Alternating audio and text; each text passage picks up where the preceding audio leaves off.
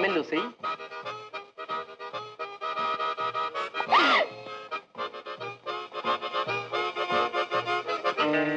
अरे लूसी, क्या हुआ?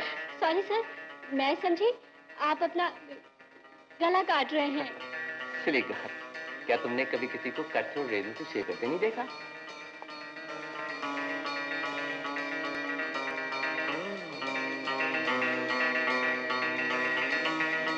ये फोन किसने भेजा? ओह, मैं तो भूल ही गई। ये मिस माया रानी की तरफ से फ्लोरिस्ट का आदमी दे गया है। अच्छा साहब।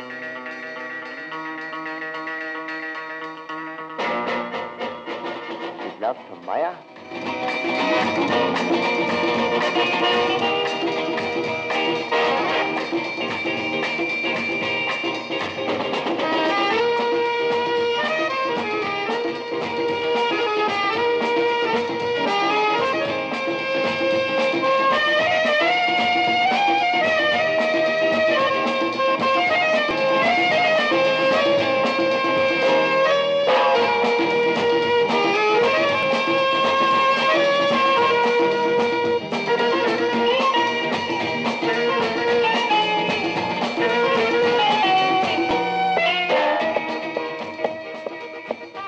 दादाजी, आज मैं 25 वर्ष का हो गया।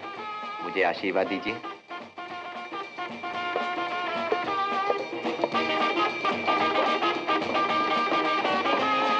Hello aunty. हेलो गौतम, 25वीं सालगिरह मुबारक हो। Thank you aunty.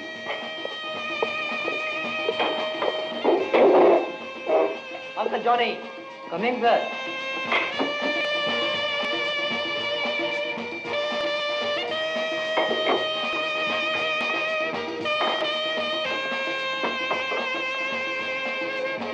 गौतम, आज तुम्हारी बर्थडे है, कौन सी कार ले जाओगे?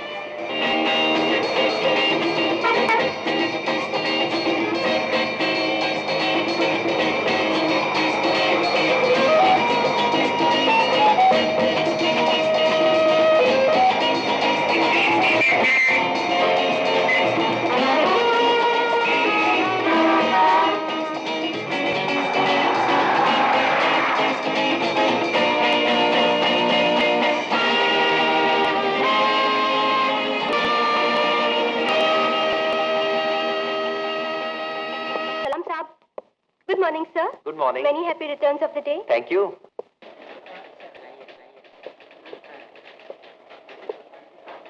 नमस्ते दादाजी।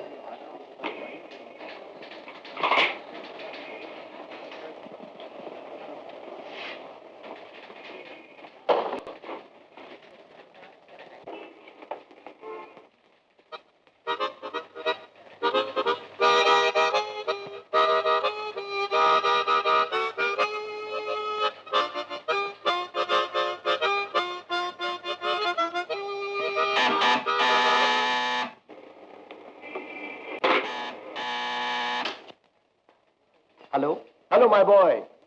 Many happy returns of the day. Thank you, Mr. Sharma. कहो क्या हाल है? First class. कहिए बिजनेस का क्या हाल है? वो भी फर्स्ट क्लास। तुम्हें चिंता करने की कोई जरूरत नहीं।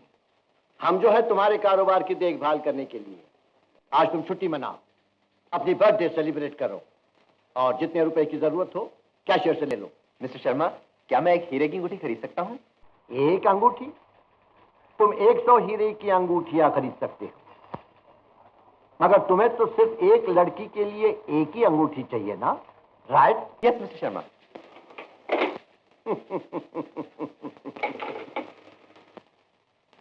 जाओ बेटा, मजे उड़ाओ।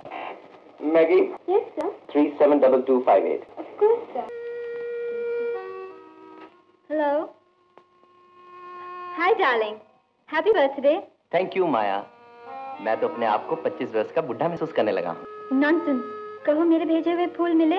सुबह सवेरे ही मिले। और जानती हो उनमें से कैसी खुशबू आ रही थी? कैसी? तुम्हारे प्यार की। ओह डार्लिंग, तुम कितनी खूबसूरत बातें करते हो। कहो आज का प्रोग्राम क्या है? तुम्हारी सालगिरह कैसे मनाई जाए? ओबेरॉय शेरेटन में लंच और रात को डिनर और dance. But first plunge in the pool.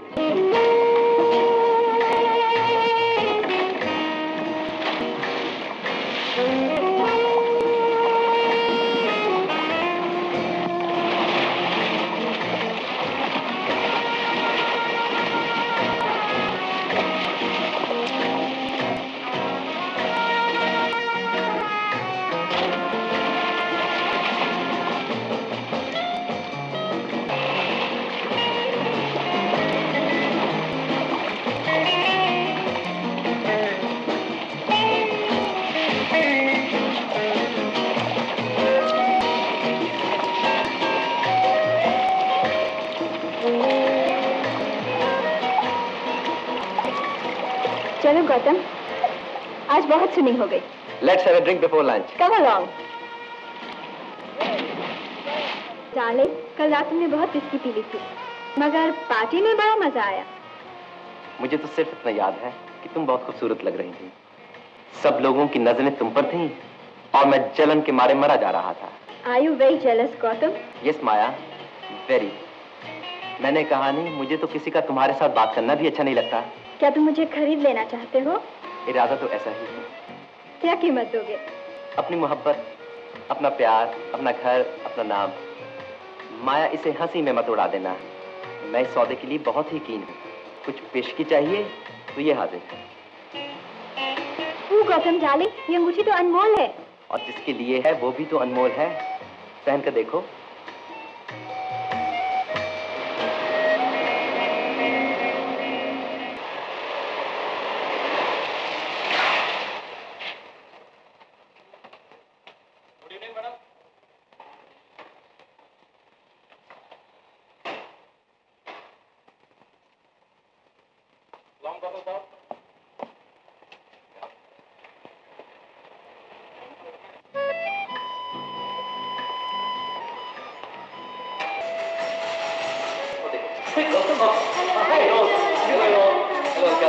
Engagement तो हो रही है भाई, बहुत जल्दी ही हो जाएगी।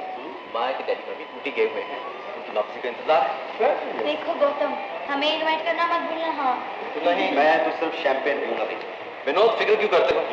तुम्हें तो शैंपेन के टब में डुबो दूंगा। हम तो डूबेंगे सनम, तुमको भी ले डूबेंगे। मैं चलता हूँ, मेरी सुबह शूटिंग। अच्छा, bye. Don't forget us. Don't worry. Okay, bye.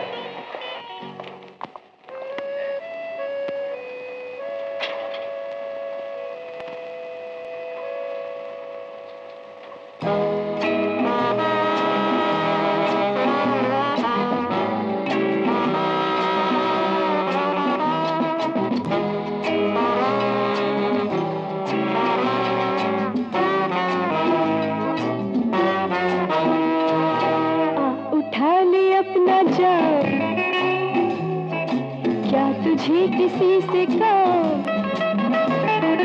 आप उठा ले अपना जाम, क्या तुझे किसी से काम? इस छलकते जाम में, हाँ इस छलकते जाम में डुबो दे अपनी सुबह शाम। इस छलकते जाम में डुबो दे अपनी सुबह शाम। सुबह शाम, सुबह शाम।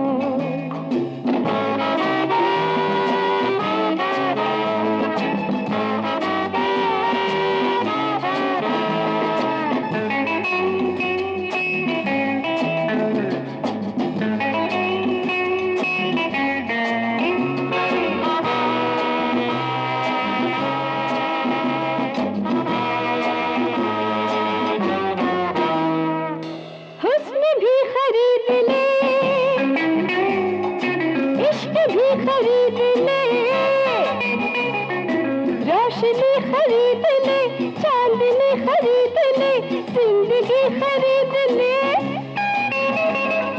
जिंदगी खरीद ले, जेब में अगर है दाम। जिंदगी खरीद ले, जेब में अगर है दाम, अगर है दाम, अगर है दाम।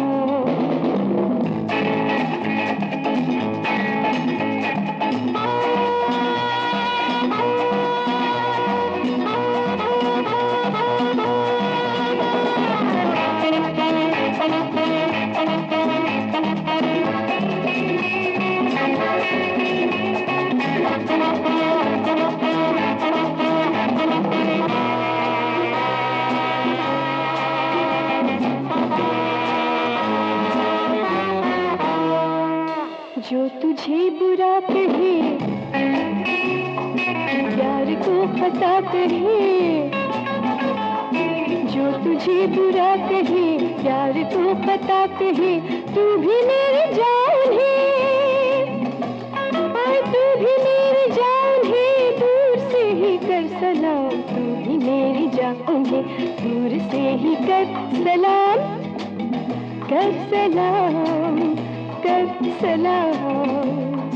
अपना जाम, अपना जाम, अपना अपना अपना जाम, अपना जाम, अपना जाम, अपना जाम।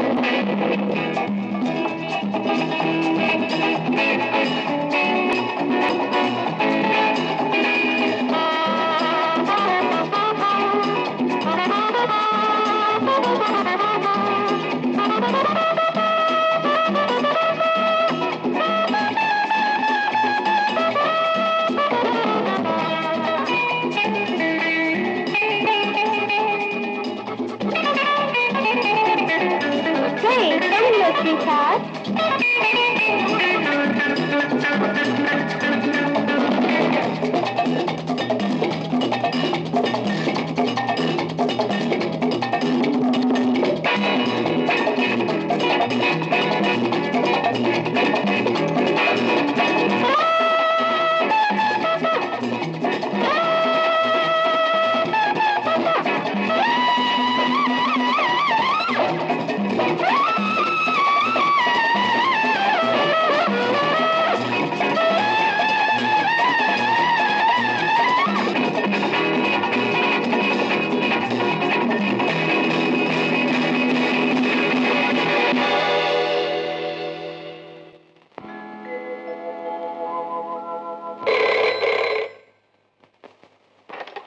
Hello darling. अरे ये डार्लिंग डार्लिंग क्या करता है? कौन? शिवना भाई, हम गौतम साहब बोलते हैं। ओह सलाम साहब, माफ करना साहब। अच्छा, अभी मेरे साहब को टेलीफोन दो। वो तो सो रही है, कहिए तो उठा दो। नहीं नहीं, उन्हें सोने दो। वो उठे तो कहना हमारा फोन आया। अच्छा।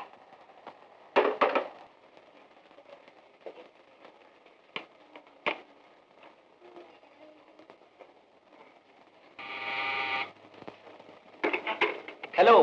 हेलो गौतम माय बॉय, कहो कैसे हो? First class sir. तुम मुझे सर सर क्या कहते हो? इन सब कंपनियों के तुम चेयरमैन हो, सच पूछो तो तुम मालिक हो, हम तुम्हारे नौकर हैं। मिस्टर शर्मा सर, आप ही तो ये सब कंपनियां चलाते हैं, मैं बिजनेस क्या जानूं। लेकिन इतना तो जरूर जानते हो कि आज शाम को 6 बजे बोर्ड ऑफ डायरेक्टर्स की मीटिंग है। ओह, मैं तो भूल ही गया था sir. I mean mister Sharma, मैंने तो माया को इनवाइट किया हुआ है। माया को कल इनवाइट कर सकते हो, मगर यह मीटिंग बहुत इंपॉर्टेंट है।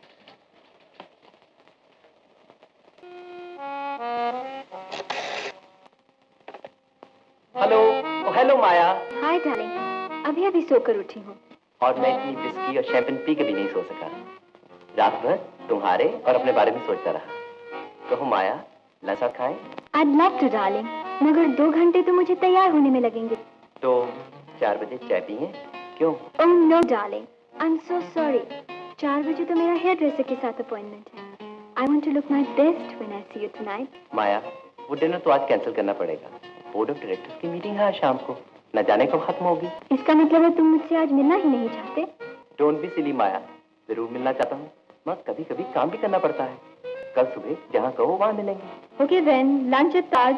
ओके, मगर आज शाम को क्या करोगे? तुम्हें याद करूंगी, या शायद किताब पढ़ूंगी और तुम्हें याद करूंगी, या शायद जल्दी सो जाऊंगी और तुम्हें सपने में देखूंगी। जानती हो माया, सारी दुनिया में सबसे सुंदर, सबसे प्यारी, सबसे भोली भाली लड़की कौन है? I know darling. Bye bye. Okay, bye bye.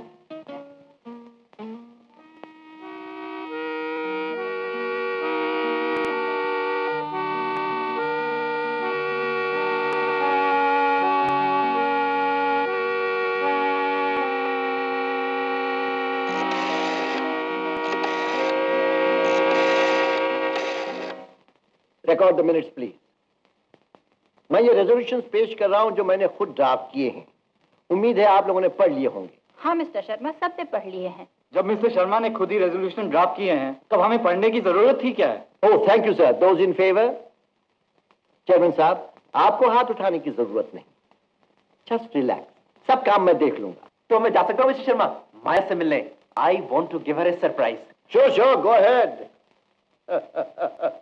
Maybe she will give you a surprise, my boy.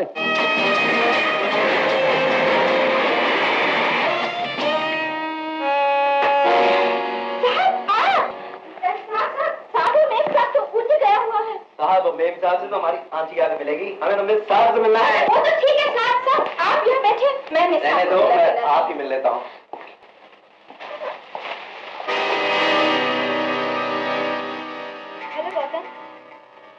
Meeting बड़ी जल्दी खत्म हो गई। ओह गौतम, दिस इज गोपाल। ये मेरे बहुत पुराने दोस्त हैं। इन्हें हम प्यार से गोगी कहते हैं। Gogi, Gautam of Chandra enterprise. Hi रे Gautam, join us for a drink? Come along, let's have a fun. Come on, come on.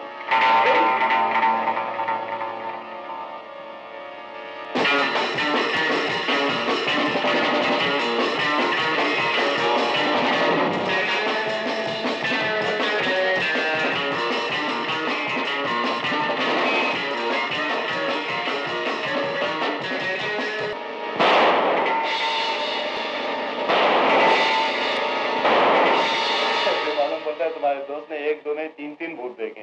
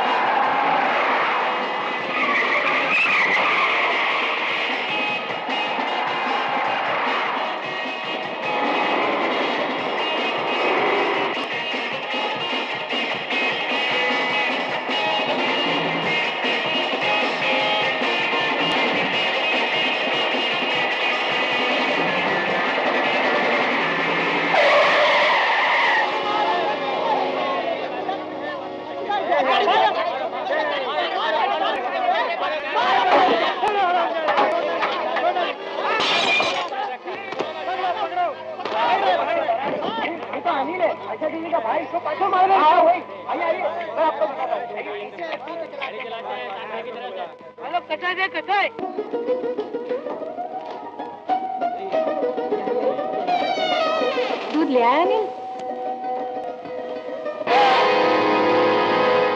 क्या हुआ? क्या हुआ? क्या हुआ मेरे अनिल को? मोटर के नीचे आ गए। किसकी? इन साहब की।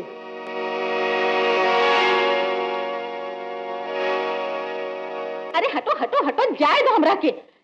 हाय हाय, ये हमरा बिटवा के ना होई गवा। चाची, आशा तू घबरा नहीं बेटी, तो हर चीज डॉक्टर लेने वास्ते गए हैं। अरे हटो हटो, भला मानो सब दूर हटो। एक तो इतनी गर्मी और ऊपर से तोहार लोगन की भीड़। आशा तू ठहर बेटी, हम अभी हल्दी पीस के लावत हैं।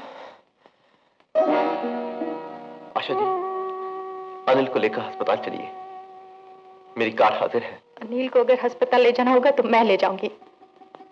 आपकी कार को जो काम करना था उसने कर दिया। आशा जी, मैं बड़ा शर्मिंदा, यकीन मानिए मुझे बहुत अफसोस है।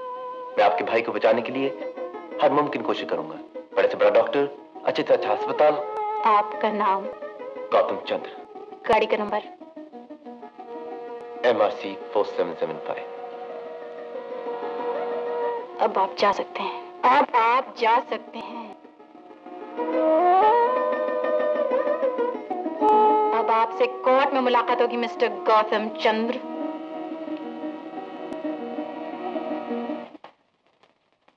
चंद्रा एंटरप्राइजेस। हुजूर, ये एक सीरियस केस है। कार नंबर MRC 4775 तुलसी पाइप रोड से रात के 8:17 पर 100 किलोमीटर फी घंटे की रफ्तार से जा रही थी। ड्राइवर की लापरवाही से एक बच्चा मोटर के नीचे आ गया। दोनों टांगे कुचली गईं। मेडिकल रिपोर्ट आपके सामने हुजूर। मोटर किसकी थी? मोटर तो चंद्रा एंटरप्राइजेस के चेयरमैन मिस्टर गौतम चंद्र की है। कौन चला रहा था? योर वर्शिप, इस कार को हमारी कंपनी का ड्राइवर माधव सिंह चला रहा था। वो यहाँ हाजिर है। तुम अपने जुर्म का इकरार करते हो? जी हुजूर। तुम इतनी लापरवाही से मोटर क्यों चला रहे थे? उस बच्चे की जान चली जाती तो? हुजूर, माफी दे तो कहूँ, मैं थोड़ी दारू पिए हुए था। नशे की हालत में मोटर चलाना बहुत बड़ा जुर्म है। 1 महीने की कैद और... हुजूर, मुझे कुछ कहना है। मिस ताशा, मैं रिपोर्टरों को अदालत की कार्रवाई में दखलंदाजी की इजाजत नहीं दे सकता। हुजूर, आज मैं रिपोर्टर की हैसियत से नहीं, एक फरियादी की हैसियत से आई हूँ। जो बच्चा उस कार से कुचला गया, मेरा भाई है। हुजूर, मैं ये भी बता दूं कि मैं रिपोर्टर तो जरूर हूँ, मगर मेरे पास वकालत की सनद भी है। हमें आपके साथ हमदर्दी है, मगर आपको कहना क्या है? हुजूर, मेरी ये दरख्वास्त है कि इस कार के मालिक मिस्टर गौतम चंद्र से हलफ लेके पूछा जाए कि जब एक्सीडेंट हुआ तो गाड़ी कौन चला रहा था। योर वर्शिप, चंद्रा एंटरप्राइजेस के ड्राइवर माधव सिंह ने अभी आपके सामने इकबाल जुर्म कर लिया है। जो सजा आप देंगे वो ये भुगतने के लिए तैयार है। बाकी बात को आगे बढ़ाने से क्या फायदा। इस कोर्ट में कानून और इंसाफ के खिलाफ कोई बात नहीं होगी। मिस्टर गौतम चंद्रा को गवाही के कटारे में पेश किया जाए।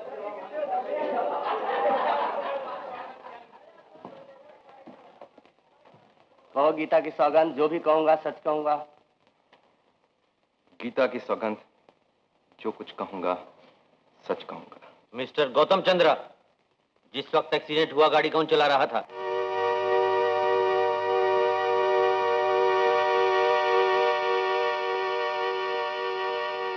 सच बात तो यह है हुजूर कि गाड़ी मैं चला रहा। इडियट, ये क्या पागल हो गया? Order order. 15 दिन की कैद और 200 रुपया जुर्माना। वकील साहब, हम इस ऑर्डर के खिलाफ अपील करेंगे। नहीं जनाबे वाला, किस्मत के फैसले के खिलाफ कोई अपील नहीं हो सकती।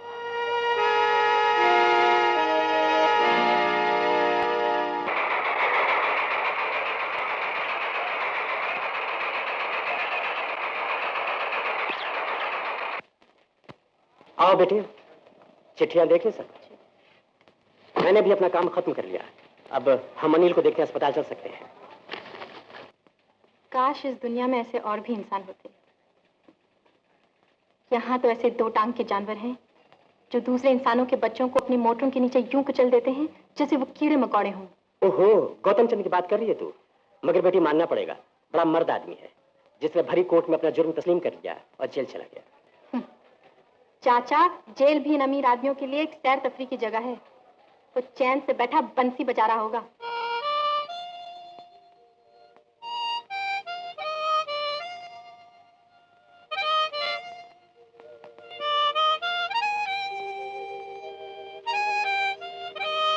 अरे सोहन भाई, ये नया रंग रूट तो बड़ी अच्छी धुन बजाता है। बेवकूफ, जानता कौन है?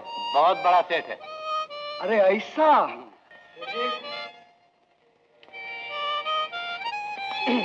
नमस्ते सेठ भाई, आपकी तबीयत ठीक है ना? अरे भाई, तुम मुझे पागल क्यों समझते हो? इसलिए कि आप यहाँ पर हैं। सुना है आप लखपति सेठ हैं, फिर यहाँ कैसे? मोटर तेज चला रहा था, एक बच्चा नीचे आ गया। तो फिर तुम्हें यहाँ क्यों भेजा है? कसूर तो सरासर बच्चे का था। वो तुम्हारी मोटर के नीचे क्यों आ गया? ये है हमारे कॉमरेड क्रांति, बड़े जोशीले ट्रेड यूनियन वाले। मजदूरों ने जब मिल के मैनेजर का घेराव किया तो पुलिस का कहना है कि इसी ने मजदूरों को बहकाया भड़काया, जिसकी वजह से मारपीट हुई और एक आदमी मारा गया। ओह, मैं पॉलिटिक्स से बहुत घबराता हूँ। तुम बतलाओ यहाँ कैसे आना हुआ? अपना आना जाना तो लगा रहता सेठ भाई। 3 महीने अंदर 3 महीने बाहर। धंधा ही कुछ ऐसा है। क्या धंधा है? जेब काटना। और ये है मेरा पार्टनर मशहूर ताला तोड़। दुनिया में कोई ऐसी तिजोरी नहीं जिसे सोहन अपने हाथों से ना खोल सके। सेठ साहब, कभी कोई लोहे का अलमारी या सेफ का चाबी आपको जो गुम जाए तो सोन को याद करना। हाँ। दरअसल सेठ भाई, हम दोनों वही करते हैं जो आप सेठ लोग करते हैं। हम क्या करते हैं? मुझसे पूछो। ये लोग बच्चों के पीने का दूध चुराते हैं, औरतों की मांग से सिंदूर निकाल लेते हैं, चमकती हुई खूबसूरत आंखों से काजल चुरा लेते हैं और किसी को पता नहीं चलता। हाँ सेठ साहब, आपने कोई वकील या बैरिस्टर नहीं किया था? हाँ? वकील बैरिस्टर सब किए होंगे। अदालत में अपना ड्राइवर भी पेश किया होगा, जिसने हलफ उठाकर यह भी कहा होगा गाड़ी मैं चला रहा था। आपको कैसे मालूम हुआ? बिल्कुल यही हुआ अदालत में। मगर जब मैं गवाहों के कटहरे में खड़ा हुआ और गीता मेरे सामने रखी गई तो मैं झूठी कसम न खा सका। बरोबर, गीता को बीच में डालकर कोर्ट वाले बड़ी धांधली करते हैं। और तो और अपन भी झूठी कसम नहीं खा सका। अरे कसम खाने पर याद आया सेठ भाई, अगर आपको भूख न लगी हो तो ये खाना मैं खा लूं। अरे खबरदार, सेठ साहब को रात को भूख जरूर लगेगा। पहले दिन ऐसे ही होता है पटना। आओ।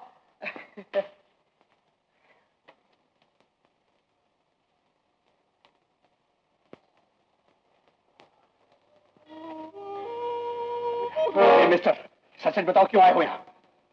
शायद पिछले जन्म में मैं भी तुम लोगों की तरह गरीब था और फिर जेल में न आता तो इतनी दिलचस्प हस्तियों से मुलाकात कैसे होती। मगर सच बात तो यह है कि एक लड़की की आंखों में जो चमक थी वो मुझे यहां ले आई। उसकी आंखें कह रही थी, अगर हिम्मत है तो अपने पाप का प्रायश्चित करो और जेल जाकर दिखाओ। Good afternoon sir. Good afternoon. आओ आशा, आओ बैठो। सर देखो आशा, ये जो तुमने मोटर एक्सीडेंट के बारे में रिपोर्ट लिखी है ना, मैं जानता हूँ तुम्हारा छोटा भाई जख्मी हो गया है, उसका मुझे भी बहुत अफसोस है। मगर तुमने ये रिपोर्ट इतनी बढ़ा चढ़ा के लिखी है कि मालूम होता है जैसे तुम गौतम चंद्र जी को बदनाम कर रही हो। आखिर तुम्हारी उस बेचारे से क्या दुश्मनी है?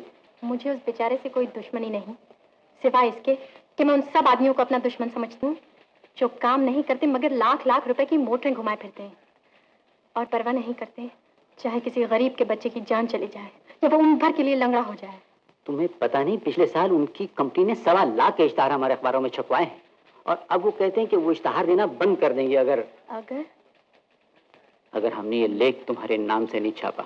कौन सा लेख?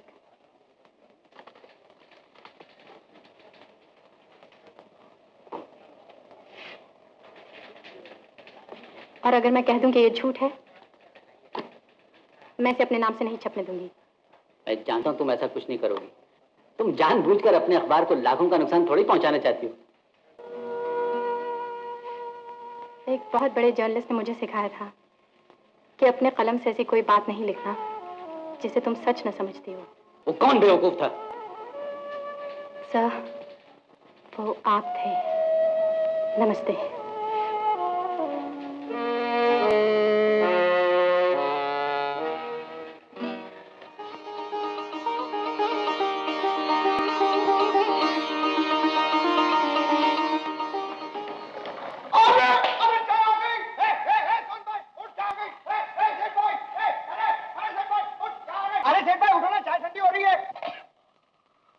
गरम वरम तो है। अरे बिल्कुल यार, सोने देना, बड़े मजे की नींद आ रही है। और ठीक है, मैं ही ला देता हूँ चाय। सेठ का चमचा। ये गौतम सेठ तो ऐसे सो रहा है जैसे जेल का बैरक ना हो, इसका एयर कंडीशन बेडरूम हो। क्रांति भैया, एयर कंडीशन बेडरूम में ऐसी नींद कहाँ आती है? तो मैं बताऊं गौतम सेठ, जब अपने एयर कंडीशन बेडरूम में नींद ना आए ना, तो बाहर फुटपाथ पे जाके सो जाया करना, जहां बंबई के कई लाख आदमी सोते हैं, नीले आसमान के नीचे। वहां बड़ी अच्छी नींद आती है। लो सेठ भाई चाय। इनका भाषण चालू हो गया। क्रांति भाई, ये आर्थर रोड का जेल खाना है, चौपाटी की जाहिर सभा नहीं। एक बार चालू हो जाते हैं, हो ही जाते हैं। माफ करो हमारे सेठ भाई को। हा? नहीं क्रांति भैया, तुम्हारे कड़वे शब्दों से मैंने बहुत कुछ सीखा है। अरे गौतम चंद्र जी, क्या मालूम था कि आपसे जेल में मुलाकात होगी। बड़ी खुशी हुई आपसे मिलके। सेठ भाई, ये हमारे सेठ फूलचंद जी हैं, 12 नंबर बैरक में रहते हैं। सच, भगवान ने बहुत बड़ी भूल की जो इन्हें पैदा कर दिया। थोड़ा मस्करी करे है। मैं सेठ फूलचंद फूलचंद एंड कंपनी का मालिक, import export and commission agent. Import export समझे ना सेठ भाई? यानी इधर का माल उधर और उधर का माल इधर। गौतम चंद्र, चलो तुम्हें जेलर साहब ने बुलाया है। क्यों भाई, मैंने क्या किया? किया कुछ नहीं, आज तुम्हारी छुट्टी है। बच गया, क्रांति जी। अगले हफ्ते मैं भी बाहर आ रहा हूँ। भूलना नहीं, तुम्हारी उंगलियों पर मेरा शाप है। अब ये किसी की जेब नहीं काट सकती। ठीक है, तो फिर ये लेते जाइए। कमाल कर दिया। याद रखना, अब आगे से ये कभी मत करना। नमस्ते सोहन जी। नमस्ते क्रांति। सेठ भाई अपन जरूर आएगा। बाय बाय बिल्कुल सोहन, बाय बाय। ये गौतम सेठ तो है, लेकिन दिल का बड़ा अच्छा आदमी। तो क्या सेठ लोग अच्छे नहीं होते? अच्छा ही नहीं, बहुत अच्छा है। अपन को बोला अपने पास आना, तुमको नौकरी देगा। मुझसे भी कहा है जेल से छूटकर मेरी फैक्ट्री में मजदूरों को पढ़ाया करना। लेकिन इन सेठों की बातों का क्या एतबार। वो जेल और जेल के साथी सबको भूल जाएगा जब अपने महल में मखमली गद्दों पर सोएगा।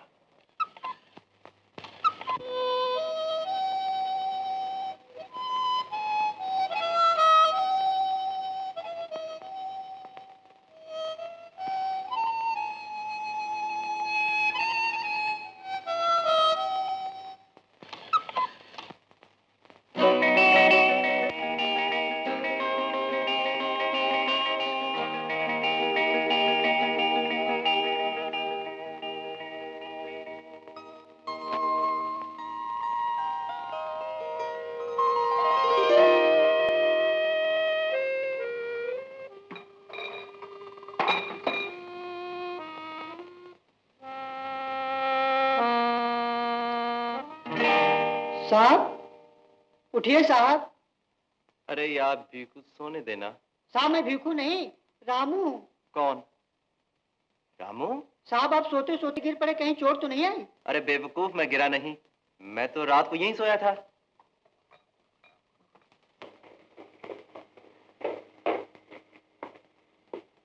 हेलो गौतम। Hello aunty. कहो कैसे हो? एकदम फर्स्ट क्लास।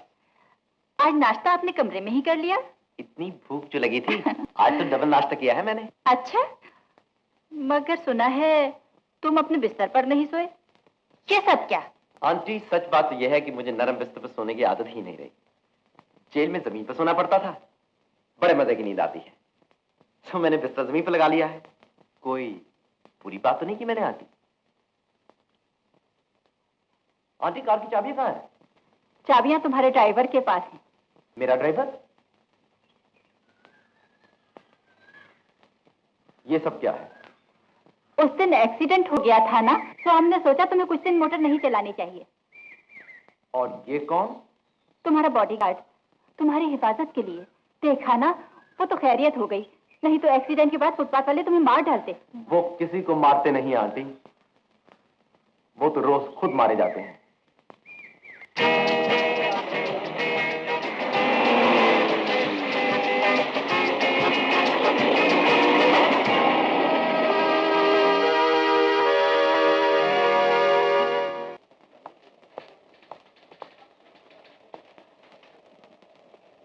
ये काम मैं खुद कर सकता हूँ, तू जा बोल दे।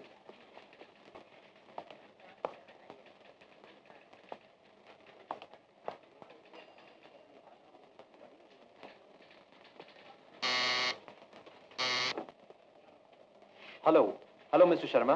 Welcome home mister chairman. सुस्वागतम, खुश आमदीद।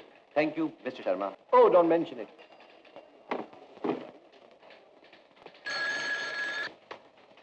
Hello aunty. जी हाँ, मुझे सब याद है। इस वक्त 11 बजे हैं, बाहर बोलू दूध का गिलास लिए खड़ा है। Thank you aunty.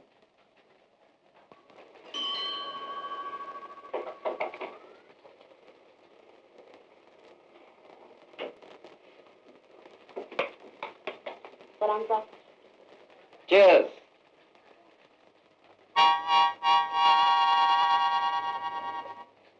बोलू, 15 दिन जेल का खाना खाओ तो दूध तो क्या, दुनिया की हर चीज अच्छी लगने लगेगी। ठहरो, 5 रुपए कर्जा दे सकते हो? जी सर। क्या कहा आपने? 5 रुपया कर्जा। जी सर।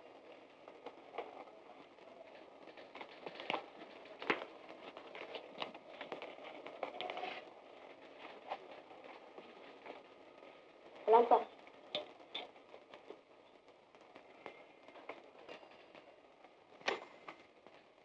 मैगी? Yes sir. अगले 3 घंटे तक कोई टेलीफोन आए तो कह दो साहब बिजी हैं, मैं सोने वाला हूँ। जब उठूंगा तो तुम्हें फोन कर दूंगा। Till then absolutely no calls. Of course sir.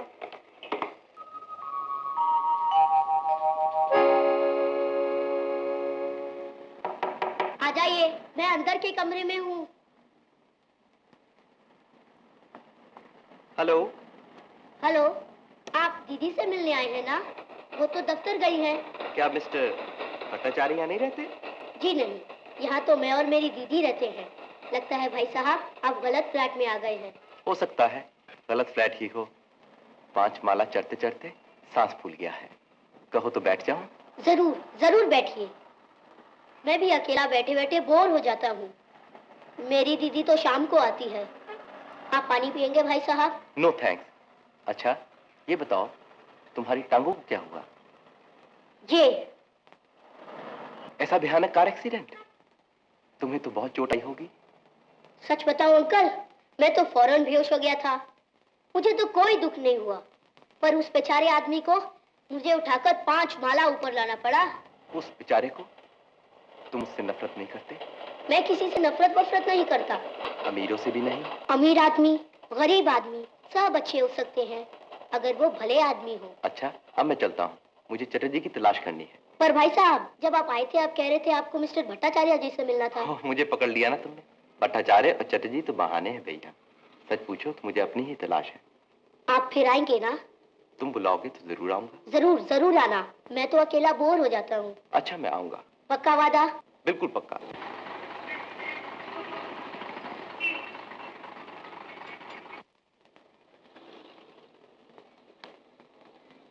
Hello Anil. Hello दीदी, बड़ी देर कर दी आज।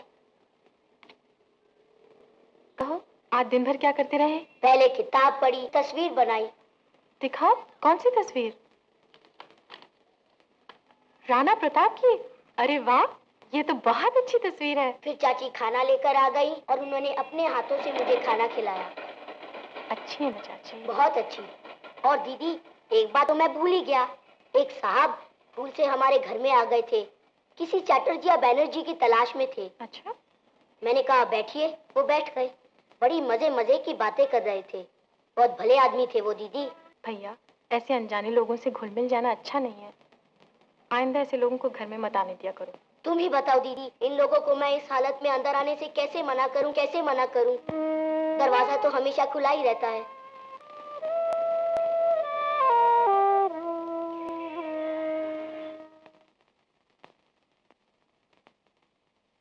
Thank you Johnny. गौतम, जी आंटी। तुम जानते हो, जब तुम अपनी बेवकूफ़ी और जिद की वजह से जेल में थे, तो कंपनी का काम चलाने में हमें काफी दिक्कत हुई। तुम्हारे दस्तखतों के बिना मिस्टर शर्मा के हाथ बंधे हुए थे, वो कुछ भी नहीं कर सकते थे। क्यों आंटी? मिस्टर शर्मा तो सुना है बगैर दस्तखतों के ही काफी काम कर लेते हैं। मेरा मतलब है, मेरे सामने जब भी वो कोई कागज या चेक रखते हैं, मैं उसमें बिना सोचे समझे दस्तखत कर देता हूँ। वो तो तुम्हें करना ही चाहिए।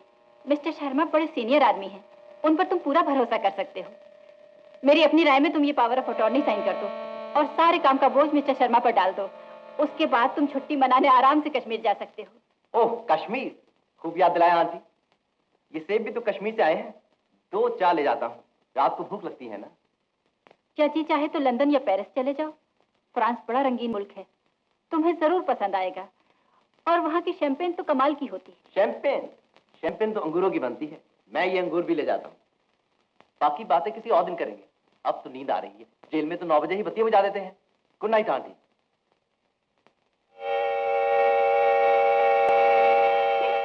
पागल कहीं का। It was very interesting. The movements they showed us. Hello Gautam darling. आपने सुना नहीं? आपके गौतम डार्लिंग का तो देहांत हो गया मोटर एक्सीडेंट में। तुम अब भी खफा हो मुझसे? उस दिन की सारी बात तुम गलत समझे। नहीं माया, गलत तो मैं उस दिन तक समझ रहा था।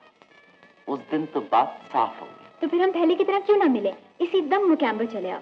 There's a lot of fun here tonight. You'll love it, darling. Please. अब तुम गलतफहमी का शिकार हो रही हो। गुड नाइट मिस माया रानी।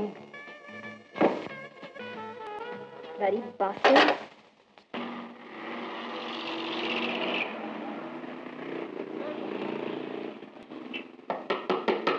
कौन है? कहो अनिल, कैसे हो? ठीक हूँ। इस बैग में क्या है? बहुत सी चीजें हैं। मुझे दिखाओ ना। जरूर दिखाता हूँ। देखो, ये देखो संतरे, ये है सेब और ये है अंगूर। और देखो, ये है विटामिन की गोलियां जो तुम्हें ताकत देंगी। और ये है कैल्शियम की गोलियां जो तुम्हारी हड्डियों को मजबूत बनाएंगी। और देखो मैं क्या निकालता हूं। मैं निकालता हूं चांद पे चलने वाला कॉस्मोनॉट।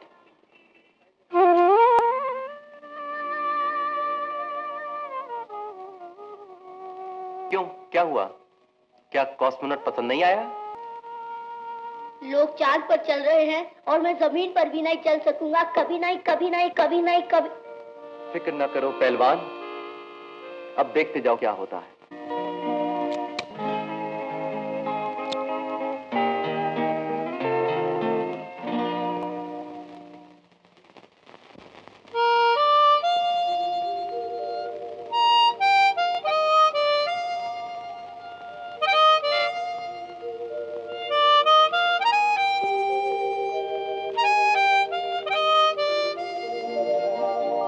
जिंदगी सिगरेट का धुआं, ये धुआं जाता है कहाँ, या कहीं जाता नहीं, ये सोचो ना सोचो मेरी जान, ये धुआं जाता है कहाँ, ये धुआं, जिंदगी सिगरेट का धुआं, ये धुआं जाता है कहाँ, या कहीं जाता नहीं, ये सोचो ना सोचो मेरी जान, ये धुआं जाता है कहाँ, ये धुआं, जिंदगी सिगरेट का धुआं।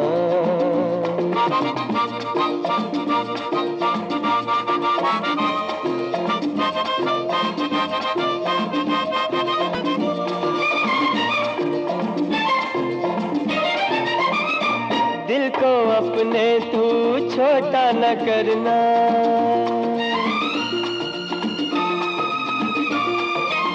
ओ दिल को अपने तू छोटा न करना, ये कली दिल की फिर से खिलेगी, छिन गई है जो शक्ति बदन की, वही शक्ति तुझे फिर मिलेगी, तेरे पाँव को चूमेगी पर्वत की सब चोटियाँ, सब चोटियाँ, जिंदगी सिगरेट का धुआं।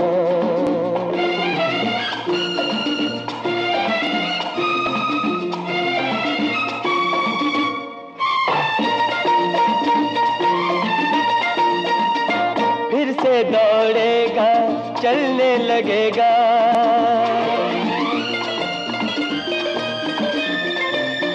वो फिर से दौड़ेगा चलने लगेगा, लहू तन में बचलने लगेगा, दिल पे छाया है जो ये अंधेरा भी ढलने लगेगा, तुझे चांद पे चलने देखेगा सारा जहां।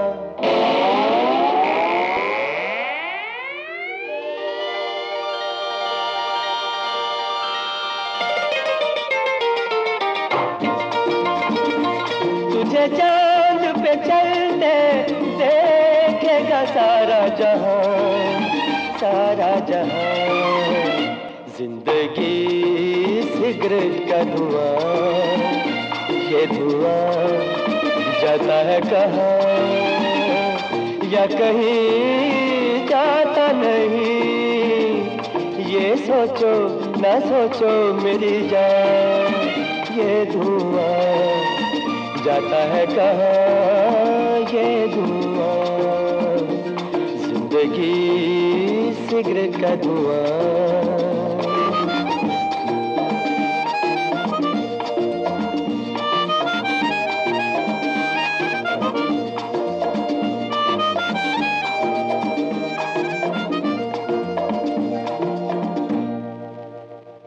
अनिल, अब मुझे जाना ही चाहिए, ये सब चीजें मैं तुम्हारे लिए छोड़े जा रहा हूँ।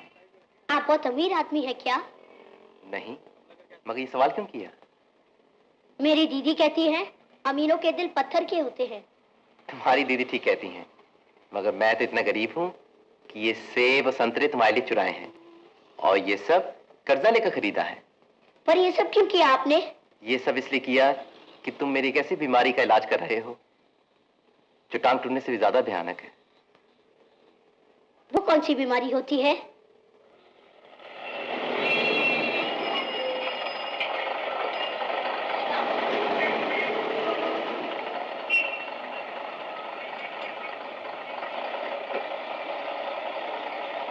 हाय अनिल। दीदी आज सवेरे ही आ गई। मुझे तुम्हारी चिंता रहती है ना, आज चाचा ने जल्दी छुट्टी दे दी। ये देखो मैं तुम्हारे लिए क्या लाई हूँ, केले और संतरे। अरे ये सब कौन लाया? चाची? हाँ, वो बेचारी कहाँ से लाएंगी। सेब तो 1.5 रुपए का एक मिलता है और अंगूर 10 रुपए किलो। सेब अंगूर तो सिर्फ धनवान ही खा सकते हैं। अनिल, सच बता, ये सब कौन लाया? दीदी वो आदमी आज फिर आया था। तो ये सब वो लाया है? जी दीदी, और ये भी। मैंने तुम्हें मना किया था ना। बहुत अमीर आदमी है क्या वो? चोर भी हो सकता है, जादूगर भी हो सकता है। जब मैं रो रहा था उन्होंने गाना सुनाकर मुझे हंसा दिया। चोर जादूगर भी हो तो ज्यादा खतरनाक होता है। पर दीदी हमारे यहाँ है ही क्या चुराने के लिए? कौन जानता है तुझे ही चुराने आया हो।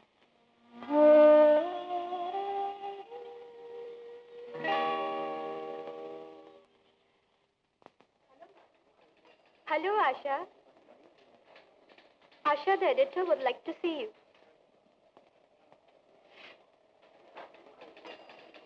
May I come in, sir? आओ। मुझे गौतम चंद्र जी से माफी मांगनी पड़ेगी। इसके लिए मैं तैयार नहीं हूँ। उसूल के मामले में कभी समझौताबाजी न करना, ये भी आप ही ने सिखाया था। नमस्ते एडिटर साहब, और धन्यवाद।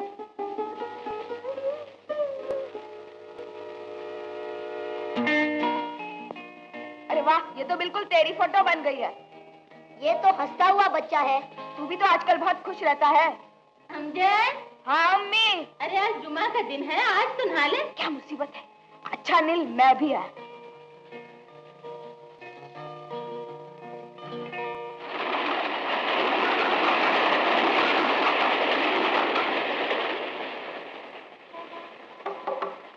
आ जाइए। हेलो अनिल। नमस्ते भाई साहब। कहो पहलवान, कैसे हो? ऐसा हूँ। अरे वाह, ये तो तुमने बड़ी बढ़िया तस्वीर बनाई है। तस्वीर तो मेरी दीदी ने बनाई है, मैंने सिर्फ इसमें रंग भरे हैं। या तुम्हारी दीदी तो कमाल है, जर्नलिस्ट भी है, वकील भी है, और अब मालूम हुआ कि ये आर्टिस्ट भी है। मगर तुम इसे कहाँ लगाओगे? तुम्हारी दीवार तो सारी भर गई है। वहाँ जहाँ मैं हर वक्त उसे देख सकूं। आप कृपा करके इसे वहाँ लगा देंगे? जरूर। अनिल यहाँ? नहीं नहीं, वहाँ। यहाँ? जरा ऊपर। यहाँ? नहीं नहीं नहीं, नीचे। अच्छा। हाँ यहाँ, बस बस। बस? बस।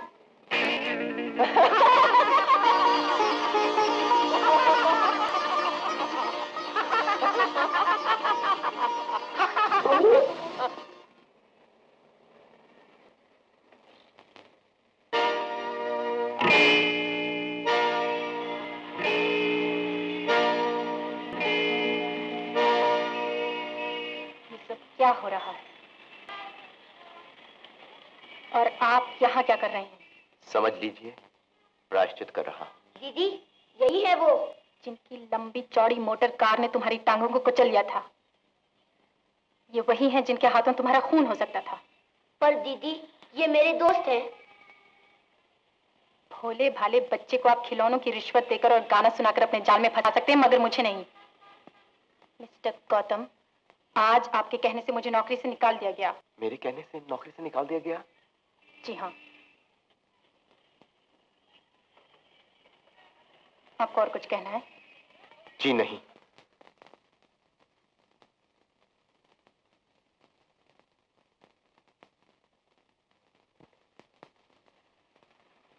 अनिल, सच सच बता, तुझे मालूम था ना यही है वो मोटर वाला?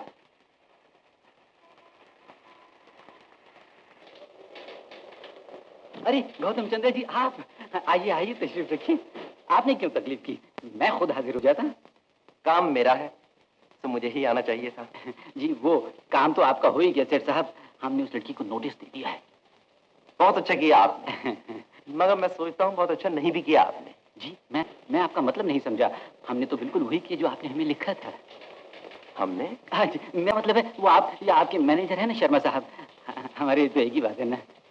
बिल्कुल ठीक है, मगर मिस्टर शर्मा सिर्फ आज की सोचते हैं, हम आगे की सोचते हैं। मेरी बात मानिए तो उसका नोटिस वापस ले लीजिए। बहुत बहुत शुक्रिया गौतम चंद्र जी। शुक्रिया तो मुझे अदा करना चाहिए। नहीं नहीं, आप मुझे क्यों शर्मिंदा करते हैं। जी मैं चलता हूँ। अच्छा, नमस्ते। एवरीथिंग फाइन है मैं? Fine sir.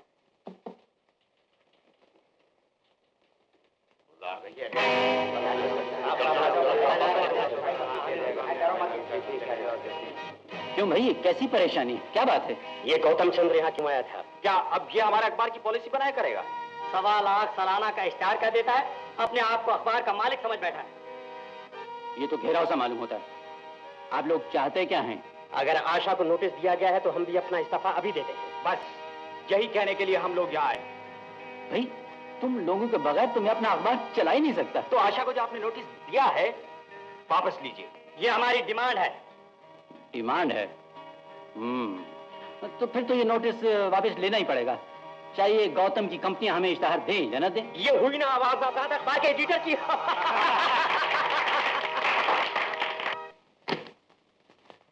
गौतम, ये तो बहुत अच्छा है कि तुम कंपनी के मामलों में दिलचस्पी लेने लगे हो, लेकिन अभी तुम्हें ये कागजात पढ़ने की आदत नहीं, इसलिए मैं खुद लेकर चला आया कि कुछ बताने समझाने की जरूरत हो तो मैं खुद समझा दूं। अच्छा, एक बात बताइए, हमारी कंपनियों की दूसरों के मुकाबले में क्या पोजीशन है? जो सबसे ऊपर की 10 कंपनियां हैं उन्हीं में हम भी हैं। Very good. तो मेरे अपने शेयर की कीमत क्या होगी? अगर बाजार में बेचने जाऊं तो क्या मिलेगा? 10 लाख, 20 लाख? क्या बात कर रहे हैं आप? कम से कम 50 लाख मिलेगा। इस सब की देखभाल करने के लिए हम आपको कितना देते हैं? यही कुछ 5,000 रुपये माहवार। बस? आपको तो कम से कम 10,000 रुपये मिलने चाहिए। Thank you sir, thank you. मगर ये सुनकर हमें वाकई खुशी हुई कि मेरे शेयर 50 लाख के हो सकते हैं। जी, बाजार भाव तो नीचे ऊपर हो सकता है, कम से कम 50 लाख।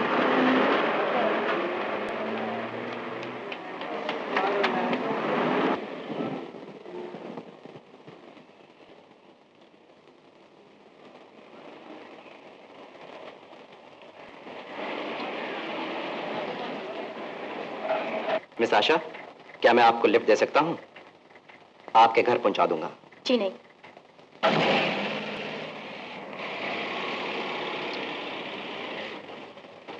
ये क्या बदतमीजी है? बड़े बेशर्म हैं आप। मुझसे डरती हैं आप? मैं दुनिया में किसी से नहीं डरती, और वो भी आपसे डरूंगी? तो फिर आप कार में बैठ जाइए ना, मैं आपको खा नहीं जाऊंगा।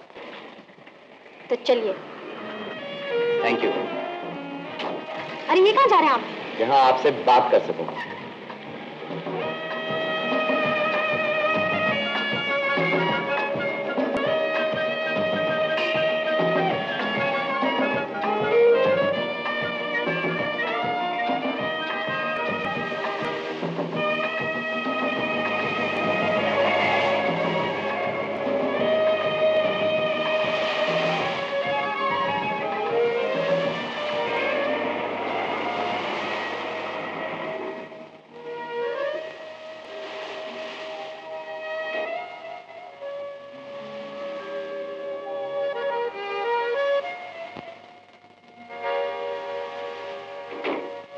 बता सकते हैं आप मुझे यहाँ क्यों लाए हैं? मैं अपने और आपके बारे में बात करना चाहता हूँ। मुझे आपके बारे में कुछ नहीं जानना, और ना ही मैं चाहती हूँ कि आप मेरे बारे में कुछ बात करें। मुझे मोटर में पहुंचाने की जहमत न करिए, मैं पैदल जा सकती हूँ। आप नहीं जा सकती। ये क्या जबरदस्ती है? कहिए आप क्या कहना चाहते हैं? पहले तो मुझे ये पूछना है कि आपसे माफी मांगने के लिए मुझे क्या करना पड़ेगा? आपको फिर से जन्म लेना पड़ेगा, वो भी किसी अमीर खानदान में नहीं, जहां नौजवान अपनी बड़ी बड़ी मोटरों से गरीब बच्चों की टांगे कुचलते फिरते हैं। अनिल ने मुझे माफ कर दिया है, आप क्यों नहीं कर सकती? अनिल तो बच्चा है, लेकिन मैं आपकी चिकनी चुपड़ी बातों में आने वाली नहीं, समझे मिस्टर गौतम? एक बात बताइए, आप अमीरों से इतनी नफरत क्यों करती हैं? अमीर होना पाप है क्या? हाँ, पाप है। हर बड़ी दौलत के पीछे कोई ना कोई जुर्म छुपा होता है। मगर ये दौलत मैंने तो पैदा नहीं की, मेरे दादा ने मेरे नाम छोड़ी है। मुझे उनके गुनाहों की सजा क्यों मिले? पोता दादा की दौलत का वारिस बन सकता है तो उसे अपने दादा के अपराधों का बोझ भी उठाना पड़ेगा। शायद आप ठीक ही कहती हैं, मगर मैं समझता हूँ इंसानी हमदर्दी के दरवाजे अमीरों के लिए भी बंद नहीं होने चाहिए। आशा जी, मैंने आप जैसी लड़की जिंदगी भर में नहीं देखी। अगर एक बेवफा लड़की ने जिंदगी में धोखा ना दिया होता तो मैं आपसे कहता। क्या कहते आप? कि मैं तुमसे मोहब्बत करने लगा हूँ। देखिए मिस्टर गौतम, आशा, इतनी जल्दी मेरी किस्मत का फैसला ना सुनाओ। मैं तुमसे मोहब्बत की भीख नहीं मांग रहा, मगर दोस्ती की उम्मीद तो रख सकता हूं। क्यों आशा, हम दोस्त तो हो सकते हैं ना? हाँ, मगर कैसे? मेरे और आपके दरमियान तो सोने चांदी की दीवारें खड़ी हैं। एक दिन ये दीवारें भी टूट जाएंगी। मुझे सिर्फ वक्त चाहिए और तुम्हारा भरोसा।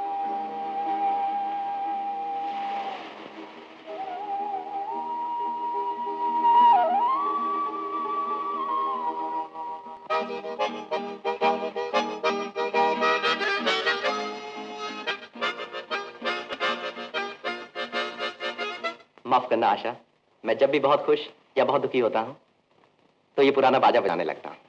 इस वक्त आप बहुत खुश हैं या बहुत दुखी?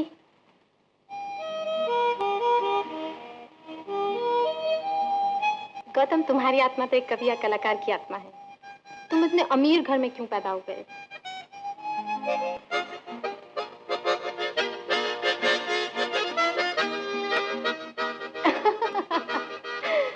लेकिन ऐसा बाजा तो आजकल दिखाई भी नहीं देता।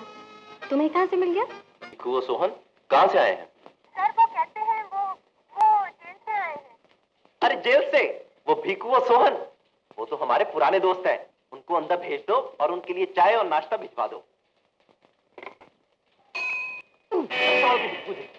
आजा, आजा। नमस्ते सेठ साहब। नमस्ते। आपन तो यूं ही सलाम कहने को आ गया हुजूर। ये सेठ साहब और हुजूर क्या लगा रखी है? मैं तो वही तुम्हारा जेल वाला साथी हूँ। डरो नहीं, ये भी एक किस्म का जेल खाना ही है। जी, जेल खाना? अगर ये जेल खाना है तो अपन को इधर उम्र कैद कर लो सेठ साहब। फिर सेठ साहब? सेठ भाई बैठो। यहाँ नहीं, इधर। अच्छा। समझ ले, लगी थोड़ी लगी है। कहो कैसे हो तुम लोग? बिल्कुल ठीक। शाबाश। सेठ भाई, अपन तो आज जेल से गेट आउट हुआ है, पर ये बिल्कुल हफ्ता पहले आ गया। अजून बेचारे को कहीं काम धंधा नहीं मिला। सेठ साहब, सेठ भाई, वो आपका श्राप है ना मेरी उंगलियों पर। जिस किसी की पॉकेट में हाथ डालता हूँ खाली निकलती है। मैंने कहा नहीं था? कहा तो था। बोलो यहाँ काम करोगे? है? सच? सेठ भाई काम क्या करना पड़ेगा? तुम्हें तो किसी फैक्ट्री में चौकीदार बनवा देता हूँ। वहाँ अंदर से निकलने वालों की तलाशी लेनी पड़ती है। तुम्हारा तजुर्बा काम आएगा। और तुम्हें मैकेनिक रखवा देता हूँ। धन्यवाद। क्यों, मंजूर है? बिल्कुल मंजूर है सेठ भाई। चलो तो इस खुशी में कुछ खा पी लो। बैठो बैठो, शुरू करो। तू करना। मैं तो इंतजार नहीं कर सकता, मैं तो शुरू करता हूँ।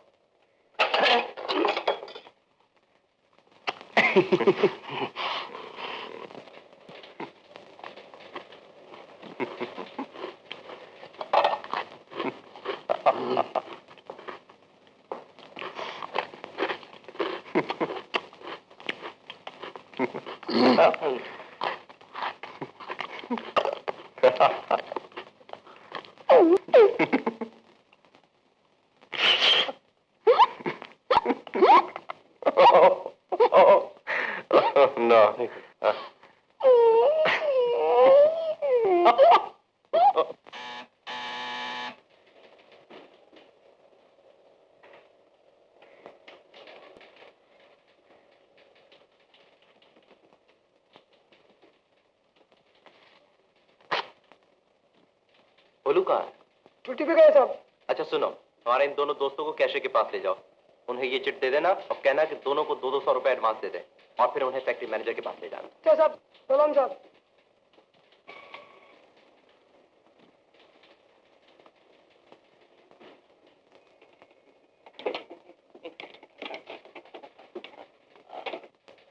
गौतम बेटा, मेरा मतलब है सेठ साहब, ये आप क्या कर रहे हैं?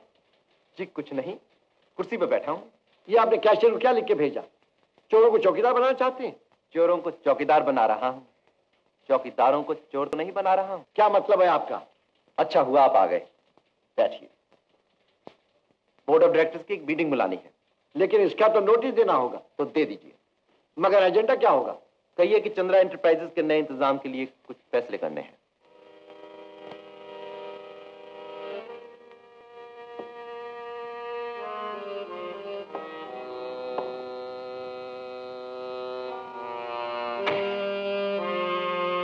गौतम, बात क्या है? उस एक्सीडेंट के बाद तुम बिल्कुल ही बदल गए हो। अब तुम किसी होटल या पार्टी में भी नहीं जाते। सुना है माया से भी नहीं मिलते। वो तुम्हें बहुत याद करती है। लेकिन मैं उससे बिल्कुल याद नहीं करता, इसलिए कोई और बात कीजिए। और बात क्या करूं? मुझे कुछ मेरे बचपन के बारे में बताइए, मेरे माताजी पिताजी के बारे में। ये एकदम से तुम्हें उनकी याद कैसे आ गई? पहले तो कभी जिक्र नहीं किया। आंटी जी, हर आदमी की जिंदगी में एक वक्त ऐसा आता है जब जानना चाहता है कि मैं कौन हूं, मैं क्या हूं, मुझे इस दुनिया में कौन लाया और क्यों लाया। क्या ये काफी नहीं कि तुम सर उत्तम चंद्र के पोते हो? नहीं, ये काफी नहीं। बचपन से आज तक यही सुनता आया हूं कि सर उत्तम चंद्र जी लखपति थे, करोड़पति थे, मिल मालिक थे, बड़े आदमी थे, लेकिन कोई मुझे मेरे पिताजी के बारे में नहीं बताता। अच्छा, मैं बताती हूँ। तुम्हारे पिताजी बाप के इकलौते बेटे थे। दिल के दौरे से जब उनका देहांत हो गया तो पिताजी का दिल भी बैठ गया और उसके कुछ दिन बाद उनका भी हार्ट फेल हो गया। सारे घर में सिर्फ दादाजी की तस्वीरें हैं, मगर पिताजी की एक भी नहीं। क्यों? तुम्हारे दादा अपने जवान मर्द बेटे की कोई निशानी बर्दाश्त नहीं कर सकते थे, इसलिए सब तस्वीरें हटा दी गई थी। और मेरी माँ का क्या हुआ? पति के देहांत के बाद ही वो भी चल बसी। वो कैसे मरी? जानना ही चाहते हो तो सुनो। तुम्हारी माँ ने कमरे का दरवाजा बंद करके अपने कपड़ों पर पेट्रोल छिड़का और उसमें आग लगा दी। मगर क्यों? क्या पागल हो गई? वो पागल हो नहीं गई थी, वो पागल थी। क्या मैं भी अपनी माँ की तरफ पागल हूँ? दीदी, मैं और नहीं खाऊंगा, नहीं खाऊंगा। अनिल, दलिया खाने से तुम्हारे बदन में ताकत आएगी। थोड़ा सा और खा लो, बच्चों को तो बहुत भूख लगती है। भूख कैसे लगे? सारा दिन तो मैं लेटा रहता हूँ, बैठा रहता हूँ। डॉक्टर साहब कब ये प्लास्टर उतारेंगे? अनिल, तुम्हें मालूम है अभी 15 दिन बाकी हैं। पर दीदी, मैं इससे तंग आ गया हूँ, तंग आ गया हूँ। अनिल, क्या हो गया है तुम्हें? तुम तो इतने बहादुर हुआ करते थे, हमेशा हंसते रहते थे उस बच्चे की तरह। अब क्या हुआ? दीदी, अब गौतम भैया क्यों नहीं आते? मैं रोज उनका इंतजार करता हूँ। क्या आपने उन्हें मना कर दिया है? तुम उनको बहुत याद करते हो? जी दीदी। अनिल, तुम्हारा कितना बड़ा दिल है। तुमने क्या सचमुच उनको माफ कर दिया? इसमें माफ करने की क्या बात है दीदी? ऐसे मोटर एक्सीडेंट तो रोज होते रहते हैं। तुम मुझसे ज्यादा समझदार हो अनिल। कल तुम्हारे गौतम भैया तुमसे मिलने आएंगे। दीदी, क्या तुम अब भी गौतम भैया से नाराज हो? नमस्ते सेठ साहब। फिर वही? मेरा मतलब है नमस्ते सेठ भाई। नमस्ते, बैठो। नहीं, मैं खड़ा ही ठीक हूँ। बैठो। अरे संभल के। हाँ। अब बोलो, क्या कहना है? सेठ भाई, आपकी मिल में बड़ा गोलमाल हो रहा है। कैसा गोलमाल? रोज रात को एक ट्रक कपड़े का भरकर चोर दरवाजे से बाहर जाता है। अच्छा। मैंने तो पहले दिन रोका, लेकिन वो दूसरा चौकीदार है ना, वो कहने लगा यहाँ जो कुछ होता है मालिकों के हुक्म से होता है। अगर तुम अपनी नौकरी रखना चाहते हो तो चुपचाप रहो। तो तुम चुप क्यों नहीं रहे? अरे सेठ भाई, अगले दिन उन्होंने मुझे 5 रुपए देकर कहा कि ये बात गौतम सेठ से नहीं कहना। भले नौकरी उन्होंने दी हो, लेकिन हुक्म यहाँ सिर्फ मिस्टर शर्मा का चलता है। शाबाश बेकू। अब तुम जाओ, मगर आंखें खुली रखो और जो देखो लिखते रहो और फिर मुझे बताओ। जी हुजूर। लिखने के लिए सेठ भाई। अच्छा।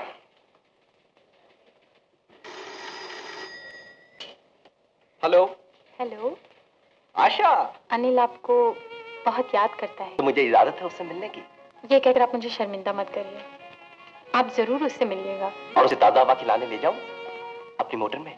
जरूर ले जाइए, मगर गाड़ी जरा देखकर चलाइएगा। देखकर ही चलाऊंगा, मगर अनिल की हिफाजत के लिए उसकी बहन को भी साथ जाना होगा।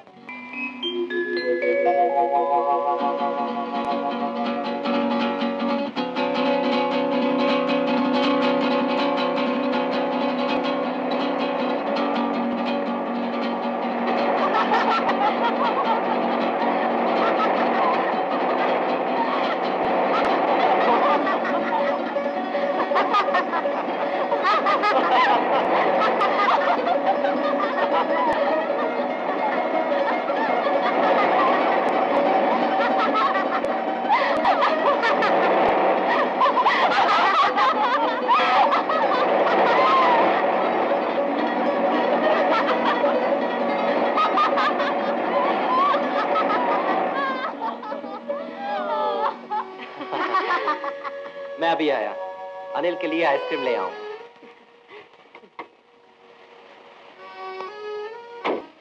हूँ अनिल, अच्छा लग रहा है ना? हाँ दीदी, बहुत मजा आ रहा है।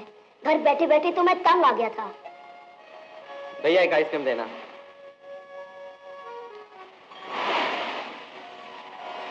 दीदी, मन करता है कि मैं भी जाके समंदर में तैरूं। अनिल, थोड़े दिनों की बात है, जब प्लास्टर उतर जाएगा तो जरूर तैरना। ले भैया अनिल, ये मैं तेरे लिए स्पेशल आइसक्रीम लाया हूँ। थैंक यू गौतम भैया। दीदी, अब आप लोग मेरे लिए कुछ सीपियां तो इकट्ठी कर दीजिए। और तुम यहाँ अकेले रहोगे? क्या हुआ, मैं कोई बच्चा थोड़ी हूँ। वाह भाई। मैं आइसक्रीम खाऊंगा और अपनी कॉमिक्स पढ़ूंगा। चलो आशा, हम बच्चे बनकर अनिल के लिए सीपियां ढूंढें। देखो गिराना नहीं।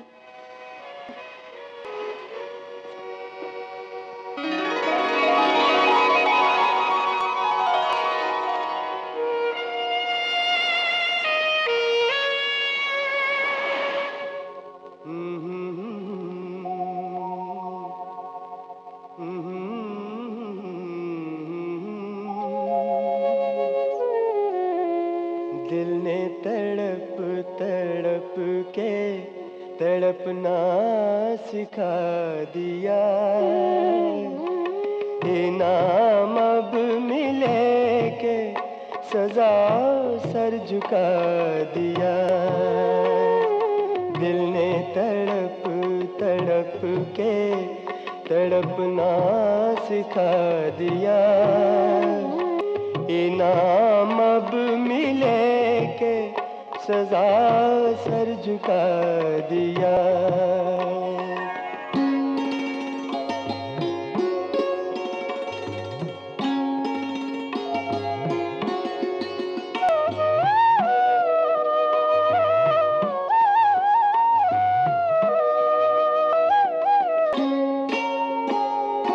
दीवाना करके छोड़ दे जो एक जमाने को, दीवाना करके छोड़ दे जो एक जमाने को, मुझको उसी निगाह ने इंसान बना दिया, मुझको उसी निगाह ने इंसान बना दिया, इनाम अब मिले के सजा सर झुका दिया।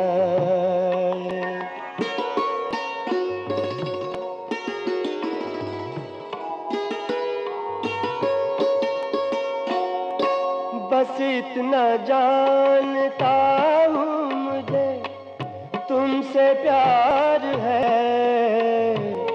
और प्यार में ना जीत किसी की न हार है, इसके सिवा जो याद था सब कुछ भुला दिया, इसके सिवा जो याद था सब कुछ भुला दिया, इनाम अब मिले के सजा सर झुका दिया। दीवाना करके छोड़ दे जो एक जमाने को, मुझको उसी निगाह ने इंसान बना दिया।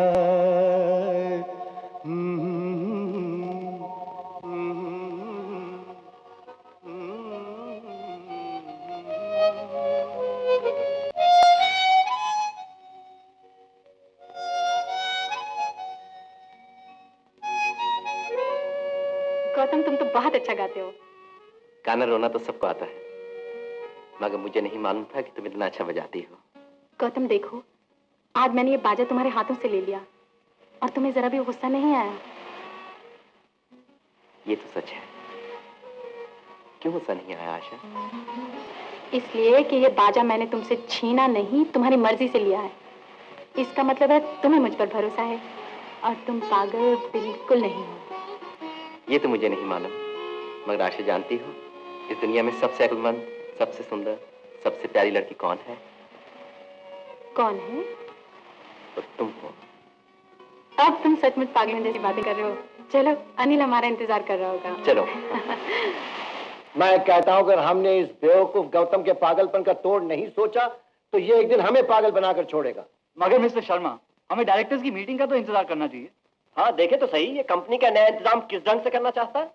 मैं जानता हूं ये नया इंतजाम किस ढंग से करना चाहता है। आप जानते हैं क्या करना चाहता है? Yes exactly, what does he want? तो सुनिए, जो पागलपन उसके बाप को था वही बेटे को होता जा रहा है।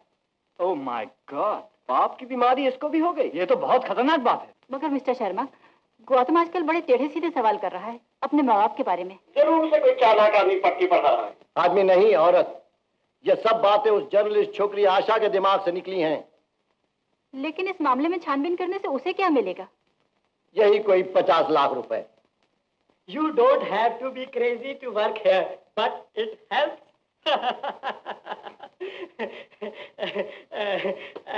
आशा जी, आप क्या कर रही हैं? मैं आपकी कुछ सेवा कर सकता हूँ?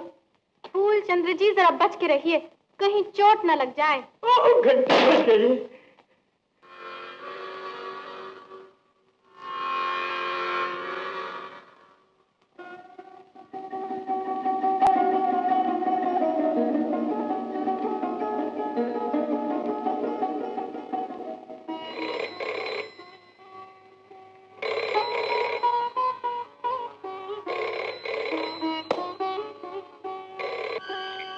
हेलो गौतम, मुझे तुम्हारे पिताजी के बारे में बहुत अजीब बात मालूम हुई है। अभी मिल सकते हो इसी वक्त? हाँ हाँ जरूर आशा, मगर कहाँ? वहाँ संगम रेस्टोरेंट में। मगर सुनो, टैक्सी में आना, तुम्हारी गाड़ियाँ पहचानी जाती हैं।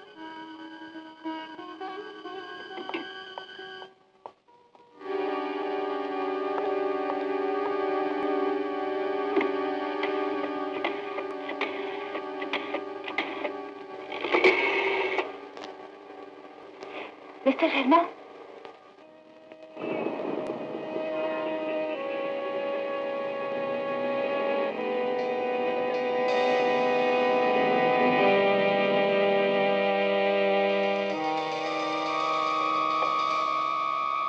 और कुछ है सब? कुछ नहीं। आशा, अब बताओ तुम्हें क्या मालूम हुआ है? पहले ये बताओ, तुम्हें मालूम है तुम्हारे पिताजी देहांत से पहले क्या करते थे? एक बार आंटी से पूछा था तो उन्होंने कहा था वही किया करते थे जो एक करोड़पति बाप के बेटे किया करते हैं। लेकिन ये सच नहीं है गौतम। तुम्हारे पिताजी तो वो करते थे जो करोड़पति बाप के बेटे कभी नहीं किया करते। तो वो क्या करते थे? सन 42 में वो आजादी के आंदोलन में जेल गए। उस पर तुम्हारे दादा सर उत्तम चंद्र आपस से बाहर हो गए। उन्होंने अपने इकलौते और बिन माँ के बेटे को अपनी जायदाद से बेदखल कर दिया। फिर क्या हुआ?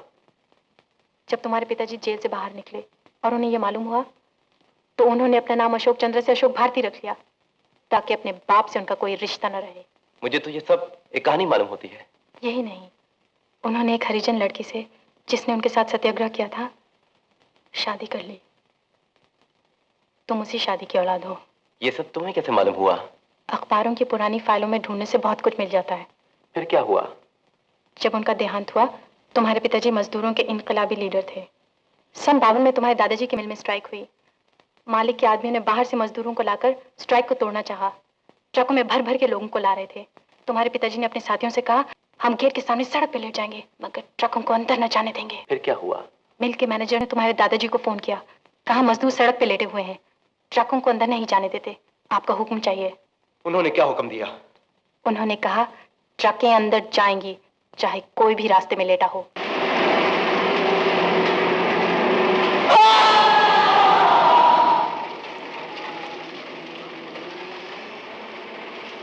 दो आदमी ट्रकों के नीचे आकर मारे गए और उनमें से एक मेरे पिताजी थे।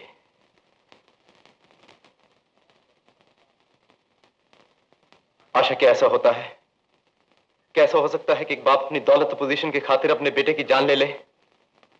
कहा जाता है सर उत्तम चंद्र को नहीं मालूम था कि सड़क पे लेटने वालों में उनका बेटा भी था, मगर जो लेटे थे उनमें से हर एक किसी बाप का बेटा था। कहते हैं बेटे की मौत ने उनके दिल को ऐसा झटका दिया कि 2 महीने बाद वो हार्ट अटैक में चल बसे। लेकिन मरने से पहले उन्होंने सारी जायदाद अपने पोते यानी तुम्हारे नाम कर दी। मगर मेरी माँ का क्या हुआ? इसके बारे में अखबारों में कुछ नहीं मिला। कितने महान थे तुम्हारे पिताजी, अपने उसूलों के लिए जान दे दी। आशा, आज मेरा सर फख्र से ऊंचा हो गया है, मगर डर के मारे दिल भी धड़क रहा है। इतने बड़े आदमी का बेटा होना एक बहुत बड़ी जिम्मेदारी है। Thank you sir, thank you madam.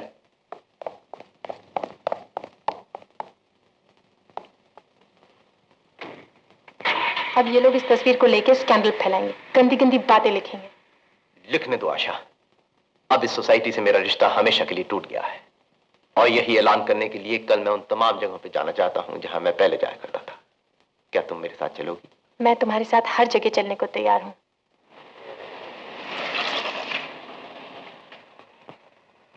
Good evening madam.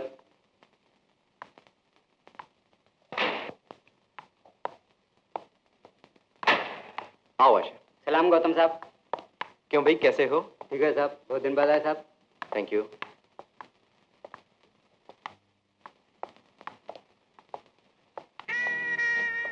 तुमको ये सब लोग जानते हैं? कभी मैं यहाँ हर रोज आया करता था, माया के साथ। ओह, think of the devil, and there she is. हाय गौतम। हाय माया। हाय। गोगी को तो तुम जानते हो? बहुत अच्छी तरह से। ये है आशा प्रेमचंद, और आशा, ये है मिस माया रानी, और ये है इनके प्यारे दोस्त जिनको सब प्यार से Gogo, I am sorry, Gogi कहते हैं। हाय। हाय। नमस्ते।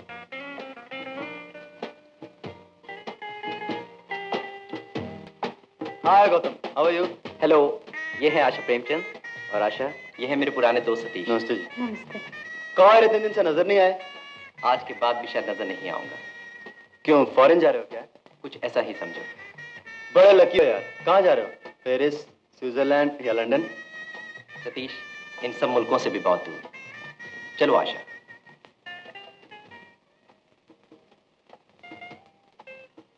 ये गौतम भी बड़ा पागल आदमी है। पहले तो रैश ड्राइंग में जेल गया और अब इस लड़की के साथ काला पानी जाने का इरादा है। लेडीज, मेरा मतलब है लेडी एंड जेंटलमैन। सबसे पहले आपकी तरफ से और अपनी तरफ से मैं चेयरमैन साहब को मुबारकबाद देना चाहता हूं कि मोटर का जो एक्सीडेंट हुआ था उससे ये बाल बाल बच गए। मगर ये तो इन्होंने जरूर सीख लिया होगा कि तेज रफ्तार से चलना कितना खतरनाक हो सकता है, चाहे वो मोटर कार हो या कारोबार। वाह वाह, क्या बात कही है मिस्टर शर्मा ने। अब हम गौतम चंद्र जी से प्रार्थना करते हैं कि वो बोर्ड के सामने अपने विचार प्रकट करें। Note down everything. Okay. Aunty ji, gentleman, आप सब लोग मुझसे उम्र में बड़े हैं, ज्यादा तजुर्बेकार हैं, फिर भी आपने मुझे चेयरमैन बनाया है। भला क्यों? इसलिए ना कि कंपनी के सबसे ज्यादा शेयर्स मेरे नाम से हैं, मगर वो रुपया जिससे ये सब शेयर्स खरीदे गए मैंने अपनी मेहनत से नहीं पैदा किया था, अपने दादा से विरसे में पाया था। मैं आपसे पूछता हूं, मुझे क्या हक है इस तमाम रुपए पर कब्जा करने का, इस बड़ी बिजनेस को कंट्रोल करने का? एक बात और बताऊं, हर रात को 12 बजे कपड़े से लदी हुई एक ट्रक हमारी मिल से बाहर निकलती है, चोरी से। गवर्नमेंट को धोखा दिया जाता है और साथ में शेयर होल्डर्स को। क्यों मिस्टर शर्मा, ठीक कह रहा हूं ना? ये क्या कह रहे हैं आप? इस महंगाई के जमाने में हमारी मिलों के मजदूर भूखों मर रहे हैं, और हम, आप और मैं मिस्टर शर्मा, हम एयर कंडीशन कमरों में सोते हैं, बड़ी बड़ी विलायती मोटरों में घूमते हैं और पेट्रोल को कंपनी के अकाउंट में डाल देते हैं। क्यों मिस्टर शर्मा? जी, वो मैं क्या कहूं, कुछ समझ में नहीं आता। सच कहता हूं, मेरा तो इस चोरी और बेईमानी के माहौल में दम घुटने लगा है। सो मैंने फैसला किया है कि मैं अपने तमाम शेयर बेचकर उस रुपए से अपने दादा के नाम पर एक बड़ा अस्पताल बनाऊं, जहां गरीब बच्चों का इलाज मुफ्त हो सके। मगर चेयरमैन साहब, आप ऐसा नहीं कर सकते। अगर आपने ऐसा किया तो कंपनी की साख जाती रहेगी, मुमकिन है दीवाना निकल जाए। अरे भाई गौतम, अपना ना सही, हमारा तो सोचो। चेयरमैन साहब, क्या मैं पूछ सकता हूं कि आपने अपनी स्कीम के बारे में इनकम टैक्स एडवाइजर्स और कंपनी लॉ के एक्सपर्ट से मशवरा कर लिया है? जी हां, मैंने मशवरा किया है, अपनी आत्मा से, अपने जमीर से। मैंने कहा था ना कि मैं कंपनी को नए ढंग से चलाना चाहता हूं। सच बात तो यह है कि मैं अपनी जिंदगी को नए ढंग से चलाना चाहता हूं। गौतम गरीब बच्चों के लिए अस्पताल बनाए, इससे अच्छा और क्या हो सकता है? मगर मेरी राय में इस मामले में चेयरमैन साहब को एक हफ्ता और सोच विचार कर लेना चाहिए। चेयरमैन साहब, बस एक हफ्ता। मुझे कोई इतराज नहीं। एक हफ्ते के बाद मीटिंग फिर होगी। नोटेड। Yes sir. तो आज की मीटिंग बर्खास्त की जाती है।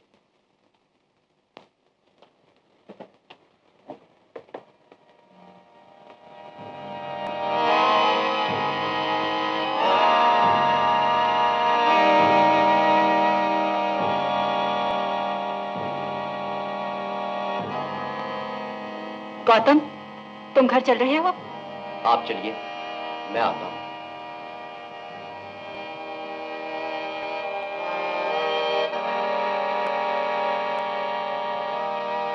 दादाजी, आपने मेरे पिताजी को अपनी दौलत से मार डाला था, लेकिन मैं आपकी दौलत से और आपके नाम से अनिल जैसे गरीब और बीमार बच्चों के लिए इतना बड़ा अस्पताल बनवाऊंगा कि दुनिया आपको हमेशा याद करेगी। मैं मिस्टर गौतम चंद्र से बात करना चाहती हूँ। क्या कहा? उनकी तबीयत खराब है? बहुत खराब है?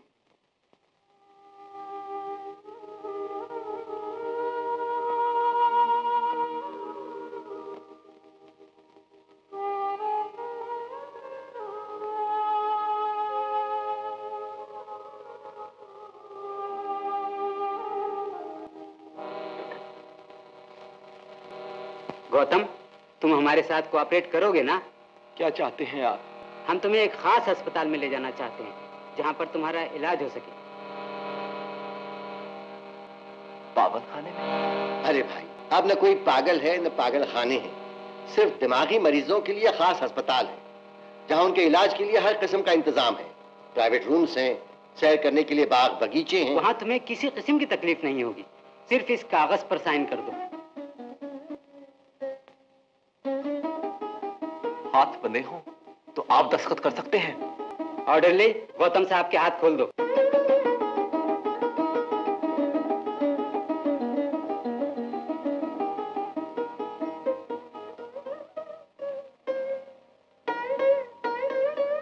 ठहरो।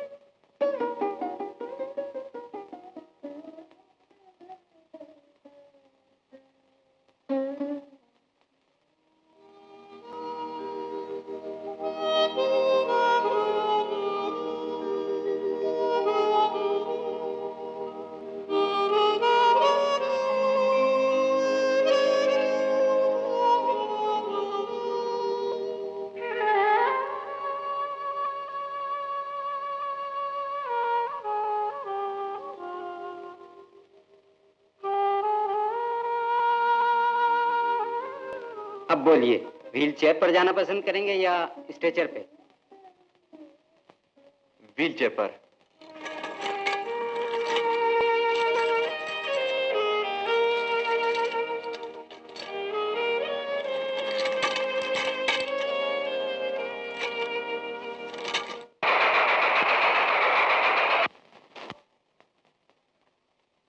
लो भाई, मुबारक हो। वो जो अपना गौतम सेठ था ना, उसे एक पागल समाज ने पागल करार दे दिया।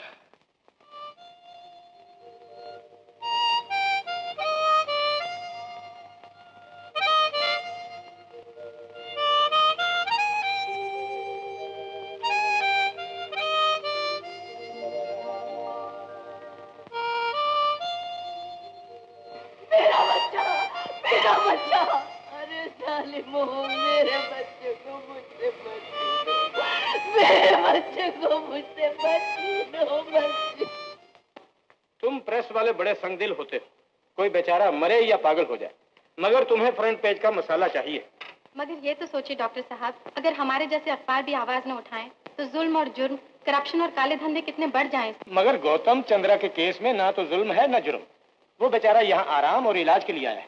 भाई सॉरी, मैं एक प्रेस रिपोर्टर को भेजकर उसका दिमाग और परेशान नहीं करना चाहता। मगर इतना तो बता दीजिए डॉक्टर साहब कि वो कैसा है, वक्त कैसे काटता है। भाई वैसे तो वो बिल्कुल शांत है, रात उसने अपना बाजा भी बजाया था, मगर फिर एक अजीब बात हुई। क्या हुआ डॉक्टर साहब? गौतम चंद्रा को कुछ नहीं हुआ, मगर एक बेचारी औरत जो 20 बरस से वीमेंस वार्ड में पड़ी हुई है, जो कभी बोलती नहीं थी, हम समझते थे वो गूंगी है, मगर जैसे ही उसने इस बाजे का संगीत सुना उसने अपना सर जाली पर पटकना शुरू कर दिया और चिल्लाने लगी जैसे कि उसे इसका बच्चा छीन कर ले जा रहा हो।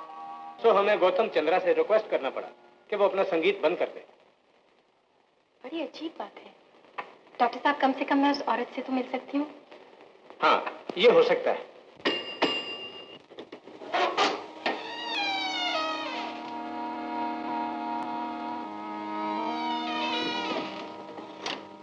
मुझसे डरो नहीं, मैं डॉक्टर नहीं हूँ, वार्डन नहीं हूँ। मैं भी किसी को खोजती हुई आई हूँ। तुम मेरी मदद करोगी माँ? माफ करना, मेरे माँ बाप मर चुके हैं, सिर्फ एक छोटा भाई है। परसों से किसी को माँ नहीं कहा। फिर कहो माँ, फिर कहो माँ, मेरी मदद करो माँ। डर मत गौतम, मेरे लाल, मेरे होते तुझे कौन जबरदस्ती ले जा सकता है?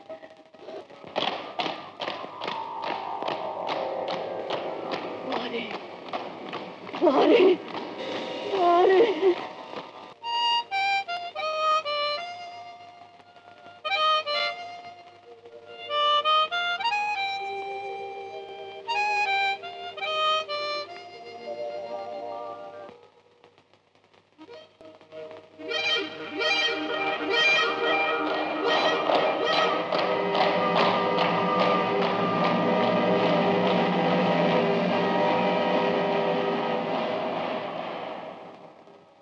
गौतम चंद्र वल्द अशोक चंद्र एलियस अशोक भारती, तुम अब अपने दादा सर उत्तम चंद्र की सारी जायदाद के कानूनी वारिस हो। तुम्हारे दादा ने हमें तुम्हारा गार्डियन और ट्रस्टी मुकर्रर किया है। जब तक तुम बालिग न हो जाओ, हम तुम्हारी देखभाल करेंगे। अब तुम अपनी माँ के पास नहीं रहोगे, अब तुम्हें अपने दादा के घर में रहना पड़ेगा।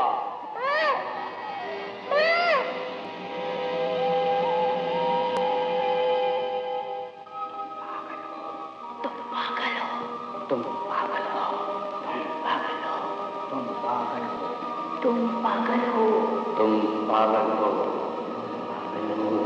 पागल हो, तुम पागल हो, तुम पागल हो, तुम पागल हो, तुम पागल हो। माँ, माँ, मैं वचन देती हूँ आपका गौतम आपको मिल जाएगा।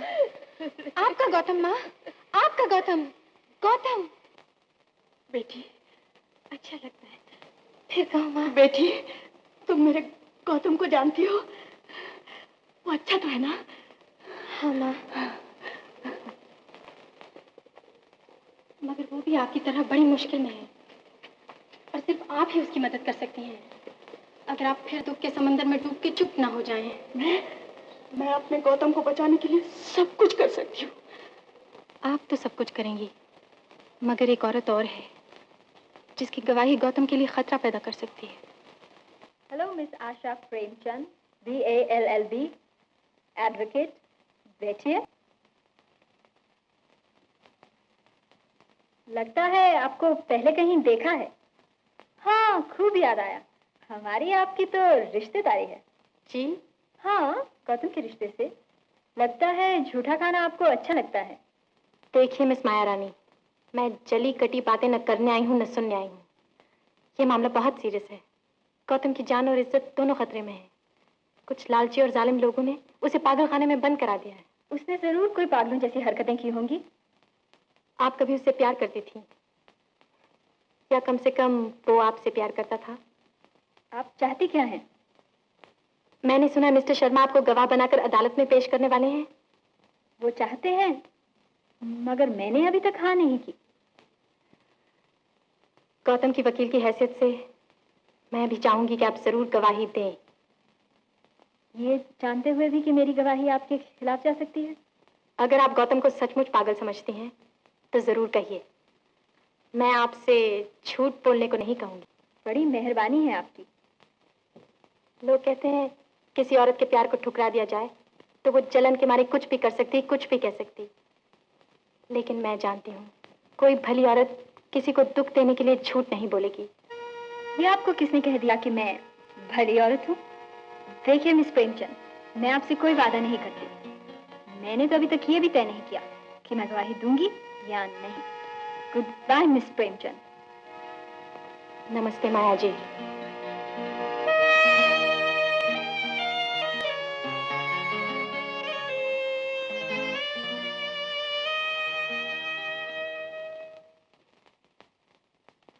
हाय मम्मी। Hello hello hello. ये कौन थी जो भी यहाँ आई थी? इस लड़की को हमने कभी नहीं देखा। तुम चुप रहो जी। मम्मी, ये लड़की गौतम की वकील है और उसकी नई गर्लफ्रेंड थी। ओ, फिर यहाँ क्यों आई वो? मेरे ख्याल में क्यों लेने आई थी कि अगर मैं मुकदमे में पेश हुई तो क्या कहूँगी? तो फिर तुमने क्या कहा? तुम चुप रहो ना प्लीज। हाँ बेटा, फिर तुमने क्या कहा? मम्मी, मैंने कहा कि मैंने अभी तक फैसला नहीं किया कि मैं गवाही दूंगी या नहीं। लेकिन बेटा, गवाही तो तुम्हें जरूर देनी चाहिए। आखिर तुम्हें इससे अच्छा मौका कहाँ मिल सकता है बदला लेने के लिए। उसने तुम्हारा दिल तोड़ा है ना, और वो भी एक ऐसी मामूली लड़की के लिए। ये पागलपन नहीं है तो फिर क्या है? एग्जैक्टली, यही तो मिस्टर शर्मा भी कह रहे तुम चुप रहो जी प्लीज। माँ बेटी के दरमियान बोलने की कोई जरूरत नहीं है तुम्हें। अच्छा जी। गोविंदा, कहाँ मर गया उल्लू का पट्टा? जी जाओ, विस्की सोडा हमारे कमरे में रख दो। चलो जाइए। हाँ जी बेटा, फिर क्या इरादा किया है तुमने? मम्मी, मैं गवाही जरूर दूंगी।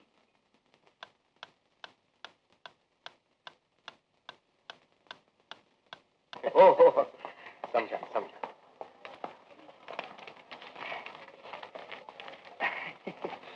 अगर मुकदमा जीते तो और भी मिलेगा।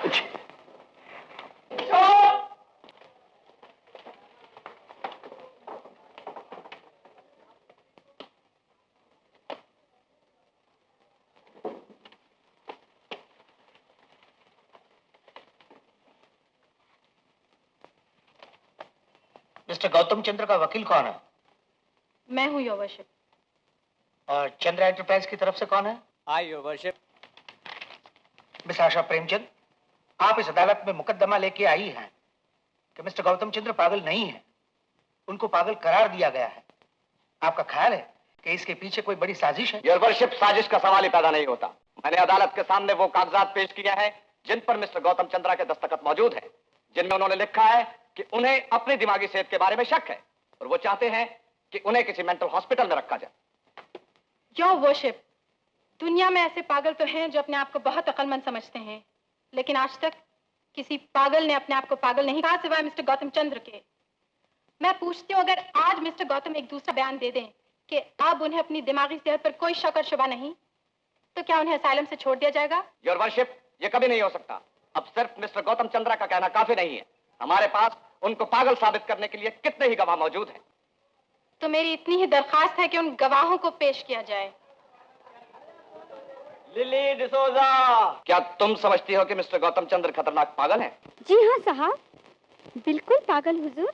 एक दिन गौतम साहब इतना बड़ा खुला उत्तरा लेकर अपना गला काटने वाले थे, मैं चीख पड़ी। बाबूराम राठौर। हुजूर, गौतम साहब मोटर चलाते थे, मुझे तो बहुत डर लगता था। स्टीयरिंग व्हील छोड़कर बाजा बजाने लगते थे। आखिर एक दिन एक्सीडेंट हो ही गया हुजूर। रामचंद्र इलायस रामू। हुजूर, मुझे तो उसी वक्त सुबह हो गया। गौतम साहब को दिमाग ठीक नहीं है, जब मुझे रामू के बजाय भीखू कहकर बुलाने लगे। राधाबाई उत्तम चंद्र। आपको कैसे शुबा हुआ कि आपके भतीजे का दिमाग खराब है? मुझे तो शुरू से ही शुबा था जनाबे वाला।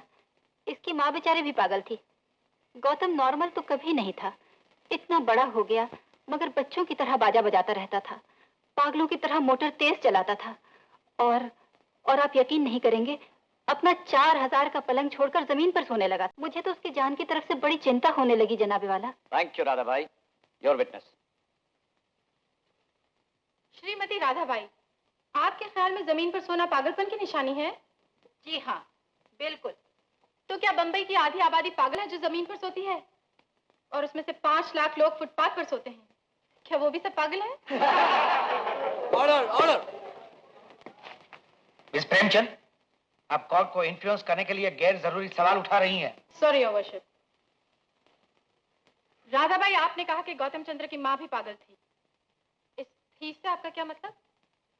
20 बरस पहले मर गई बेचारी। पागलपन के दौरे में उसने अपने कपड़ों में आग लगा ली थी। 20 बरस पहले वो मर गई थी। राधाबाई का यह बयान नोट किया जाए, your worship. Maya Sonachand. Miss Sonachand, क्या आप मिस्टर गौतम चंद्रा को जानती हैं? जानती थी, बहुत करीब से। आपको कभी उनसे अकेले में मिलने का इत्तेफाक हुआ है? हम अक्सर अकेले ही मिला करते थे। आपको कभी शुबा हुआ कि वो पागल हैं? जी हाँ, अक्सर हुआ है, आखिरी बार खास तौर पर। उस वक्त क्या हुआ था?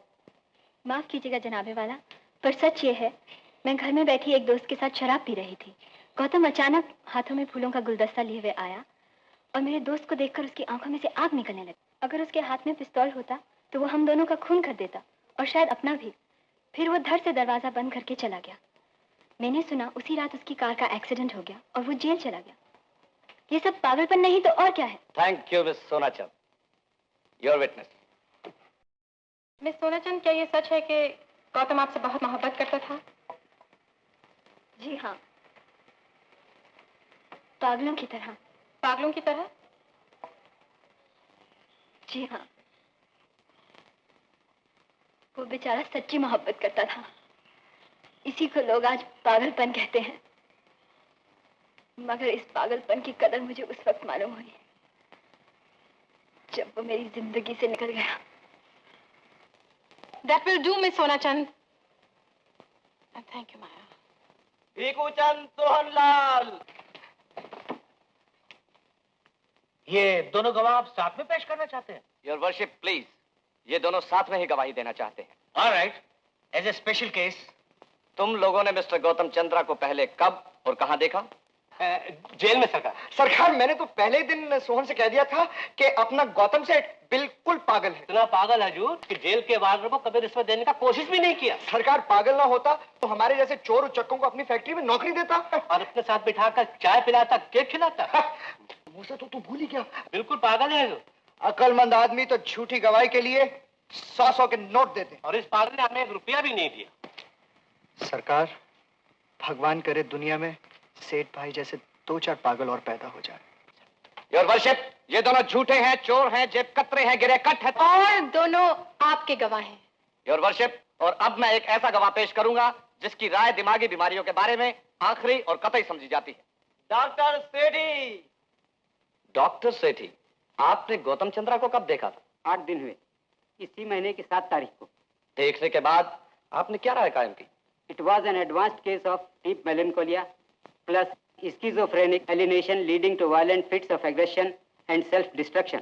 क्या आप आसान जबान में अपनी राय बता सकते हैं? भयानक और भयंकर पागलपन। रोगी को दिमागी अस्पताल में रखना क्यों जरूरी था? ऐसी हालत में वो कुछ भी कर सकता था, आत्महत्या कर सकता था, किसी का खून कर सकता था। क्या ऐसा रोगी करोड़ों की बिजनेस की देखभाल कर सकता है? हरगिज नहीं। Thank you. Your witness. Doctor Sethi, Gautam Chandra को देखने के लिए आपको किसने बुलाया था? मिस्टर शर्मा ने। और फीस कितनी मिली थी आपको? 1000 रुपए। इसका केस से क्या? थैंक यू डॉक्टर, मुझे और कुछ नहीं पूछना। योर वर्शिप, हमने गवाहों की मदद से यह साबित कर दिया है कि मिस्टर गौतम चंद्रा को दिमागी अस्पताल में रखना जरूरी था, उनकी जान की खातिर, उनके बिजनेस की खातिर। That's all your worship. Miss Premchand, आपको कुछ कहना है? जी हाँ योर वर्शिप, यहाँ कहा गया है कि गौतम चंद्र को यह बीमारी अपनी माँ से मिली है। इस सिलसिले में मैं सिर्फ एक गवाह पेश करना चाहती हूँ।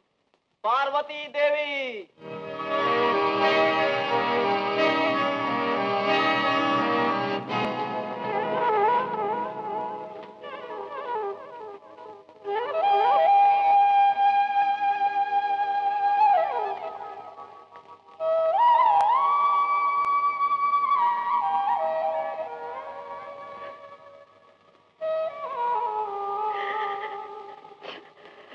जनाब वाला, जिन लोगों ने मिस्टर गौतम को पागल बनाया है, उन्हीं लोगों ने इस बेचारी को पागल खाने में डाल रखा था। राधाबाई का कहना है कि गौतम की मां मर चुकी हैं। मैं पूछना चाहती हूँ योर वर्शिप, फिर ये कौन है? वर्शिप, ये एक पागल औरत है और कानून एक पागल की गवाही को नहीं मान सकता। मिस प्रेमचंद, क्या यह सच है कि तुम्हारी गवाही इस वक्त पागल खाने से लाई गई है? जी जनाब, मगर वो। आई am sorry miss Premchand, objection sustain. Nurse, उनको आराम से ले जाइए आप।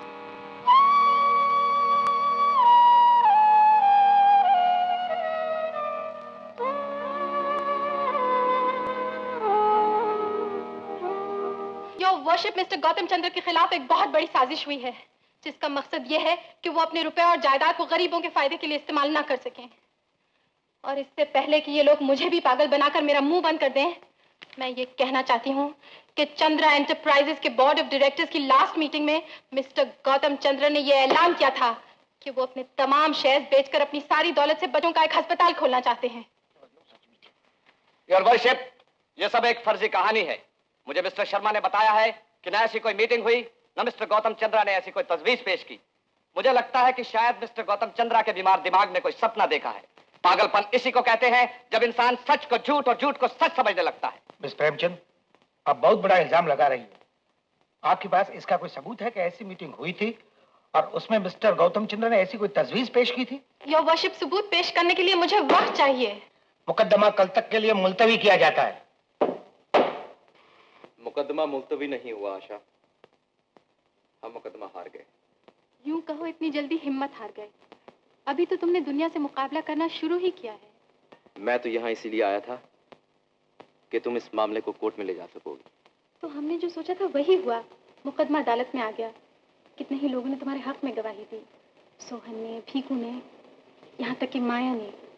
मैं उन सब का आभारी हूँ, मगर भरी अदालत में मेरी माँ का कितना अपमान हुआ। उन्हें पागल कहकर वहां से निकाल दिया गया। आशा, तुमने पूरी कोशिश कर ली, अब मुझे मेरे हाल में छोड़ दो। शायद मैं सचमुच ही दीवाना हूँ। मुमकिन है ये बोर्ड मीटिंग भी सिर्फ मेरे पागल दिमाग में हुई हो। नहीं गौतम, तुम पागल बिल्कुल नहीं हो। ये सब उन लोगों की साजिश है। उस मीटिंग का जरूर कोई रिकॉर्ड होगा। मीटिंग हुई होगी तो रिकॉर्ड भी जरूर होगा। हर मीटिंग का पूरा हाल नीले रंग की मिनट्स बुक में लिखा होता है, मगर कंपनी के ऐसे सब जरूरी कागज मिस्टर शर्मा के कमरे में बंद रहते हैं। ये बताओ, वो सोहन जो तुम्हारे साथ जेल में था, क्या जुर्म किया था उसने? सोहन ने किसी बैंक के सेफ का ताला तोड़ा था।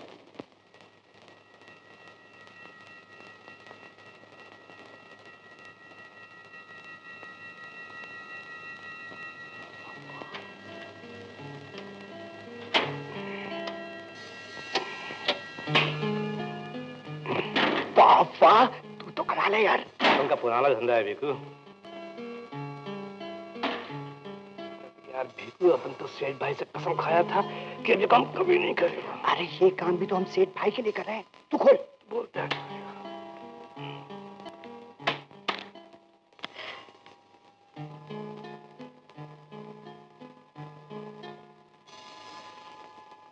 पार्टनर, कर दो पार। नहीं, वो देख रहा है। कौन? भगवान। तुम ठीक बोलता है, रख देता हूं। ये देख इसमें कौन सा चौपड़ी है। ये मुझको दे, देख। अरे ये होगी नीली वाली, बोर्ड ऑफ डायरेक्टर्स। ये तो ले, मैं फूटा। योर वर्शिप, ये है सबूत की मीटिंग हुई और उसमें गौतम चंद्र ने अपने शेयर के रुपए से अस्पताल के लिए ट्रस्ट बनाने की तजवीज पेश की। ये है उस साजिश की बुनियाद जो मिस्टर शर्मा, राधाबाई और डायरेक्टरों ने गौतम चंद्र को पागल साबित करने के लिए तैयार की। योर वर्शिप, मैं इससे भी ज्यादा खतरनाक साजिश का सबूत अदालत में पेश करना चाहता हूँ। आप क्या कहना चाहते हैं? हमें मालूम हुआ है कि मिस आशा प्रेमचंद गौतम चंद्रा से प्रेम का नाटक खेल रही हैं। इस तरह वो एक भोले भाले और कमजोर दिमाग के नौजवान से शादी करके उसकी लाखों बल्कि करोड़ों की जायदाद की मालिक बनना चाहती हैं। मैं चाहता हूं मिस आशा प्रेमचंद को गवाहों के कटघरे में खड़ा किया जाए। मिस प्रेमचंद, आप गवाही देने के लिए तैयार हैं? Yes your worship.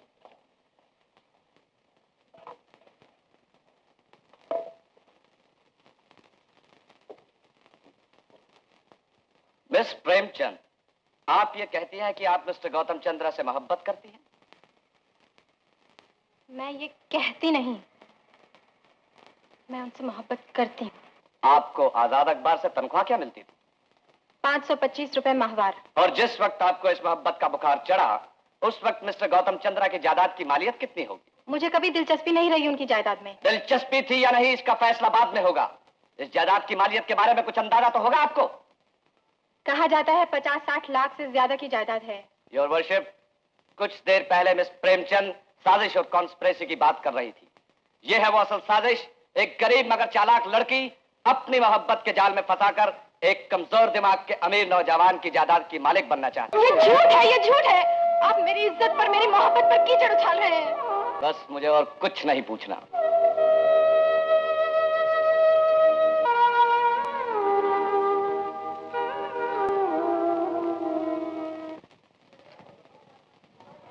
Mister Gautam चंद्र, आपको कुछ कहना है? गौतम भैया, दीदी ने मेरी टांगों का प्लास्टर उतार दिया है। देखो अब मैं चल सकता हूँ। ऑर्डर ऑर्डर, ये कौन बच्चा है? इसको कोर्ट से बाहर ले जाओ। जनाबे आला, इस बच्चे को कुछ मत कहिए। इसी बेचारे की टांगे मेरी मोटर से कुचली गई थी। इसी की वजह से मेरी जिंदगी में परिवर्तन आया, और आज अगर मैं कुछ कहने की इजाजत चाहता हूं तो सिर्फ इसके कारण। इजाजत?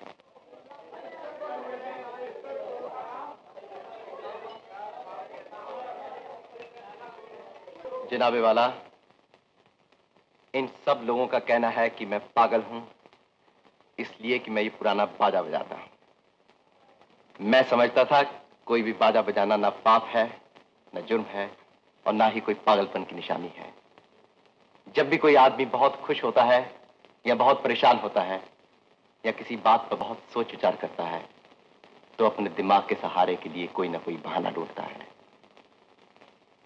कोई मूछें मरोड़ता है और कोई बाजा बजाता है, कोई गीत गुनगुनाता है और कोई पेंसिल चबाता है जैसे कि बैरिस्टर साहब चबा रहे हैं, और कोई पेपर वेट को लट्टू की तरह घुमाता है जैसे माफ कीजिएगा आप कर रहे हैं। मगर ये बाजा सिर्फ बाजा ही नहीं, ये मेरा बचपन है, ये मेरी मां की निशानी है, ये मेरी गरीब मां ने मुझे 5वीं सालगिरह पर दिया था, जिसके 2 दिन बाद ही मुझे उसकी गोद से छीनकर दौलत की गोद में डाल दिया गया। मेरे बाप तो पहले ही मेरे दादा के एक ट्रक के नीचे आकर जान दे चुके थे। मुझे कहा गया था मेरी मां ने पागलपन में अपने कपड़ों में आग लगा दी थी, मगर कल मुझे मालूम हुआ कि वो न मरी थी न पागल हुई थी, बल्कि उन्हें झूठ मूठ पागल बनाकर पागलखाने में बंद करा दिया गया था। जनाबे वाला, मैं पहले भी हाथ छोड़कर मोटर चलाता था, पहले भी माउथ ऑर्गन बजाता था, पहले भी कटोरे रेजर से शेव करता था। तब किसी को ख्याल नहीं आया कि मैं पागल हूं, इसलिए कि मेरी आमदनी का बड़ा हिस्सा उन लोगों की जेबों में जाता था।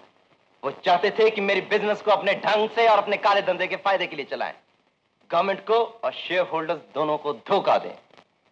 लेकिन जब मैंने उनके हथकंडे जान लिए और अपनी बिजनेस को उनके हाथों से लेकर उसका सारा मुनाफा और अपनी शेयर्स की सारी कीमत को एक बच्चों के अस्पताल को दान देने का इरादा किया, तब मैं उनको पागल नजर आने लगा।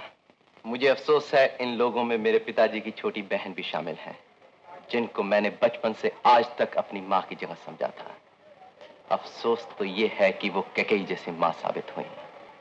फर्क सिर्फ इतना है कि कैकेयी ने राम को वनवास दिया और इन्होंने गौतम को पागलखाना।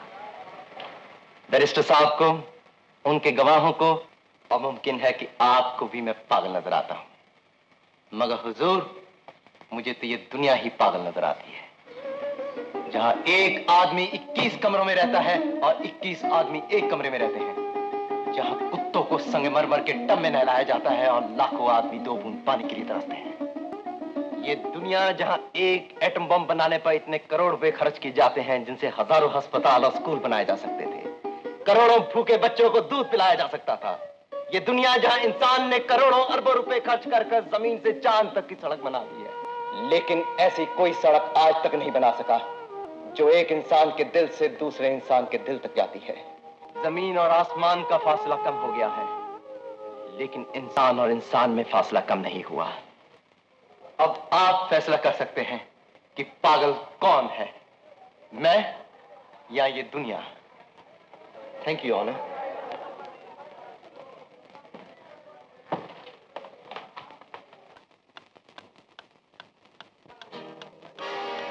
इस अदालत में जो गवाहियां हुई है और जो बयान दिए गए हैं, उन सब पर सोच विचार करने के बाद इस अदालत का फैसला है कि मिस्टर गौतम चंद्र पागल बिल्कुल नहीं है।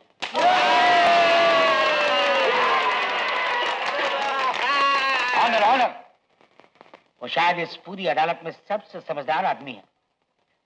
अगर कोई उनको पागल कहता है तो इस पागल दुनिया को कितने ही और ऐसे पागलों की जरूरत है।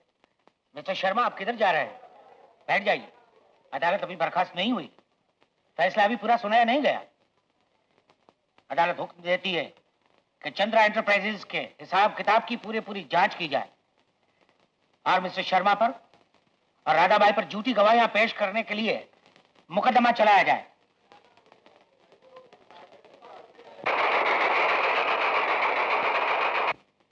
अरे सुना तुमने? हमारा गौतम पागल समाज की कैद से हमेशा के लिए आजाद हो गया।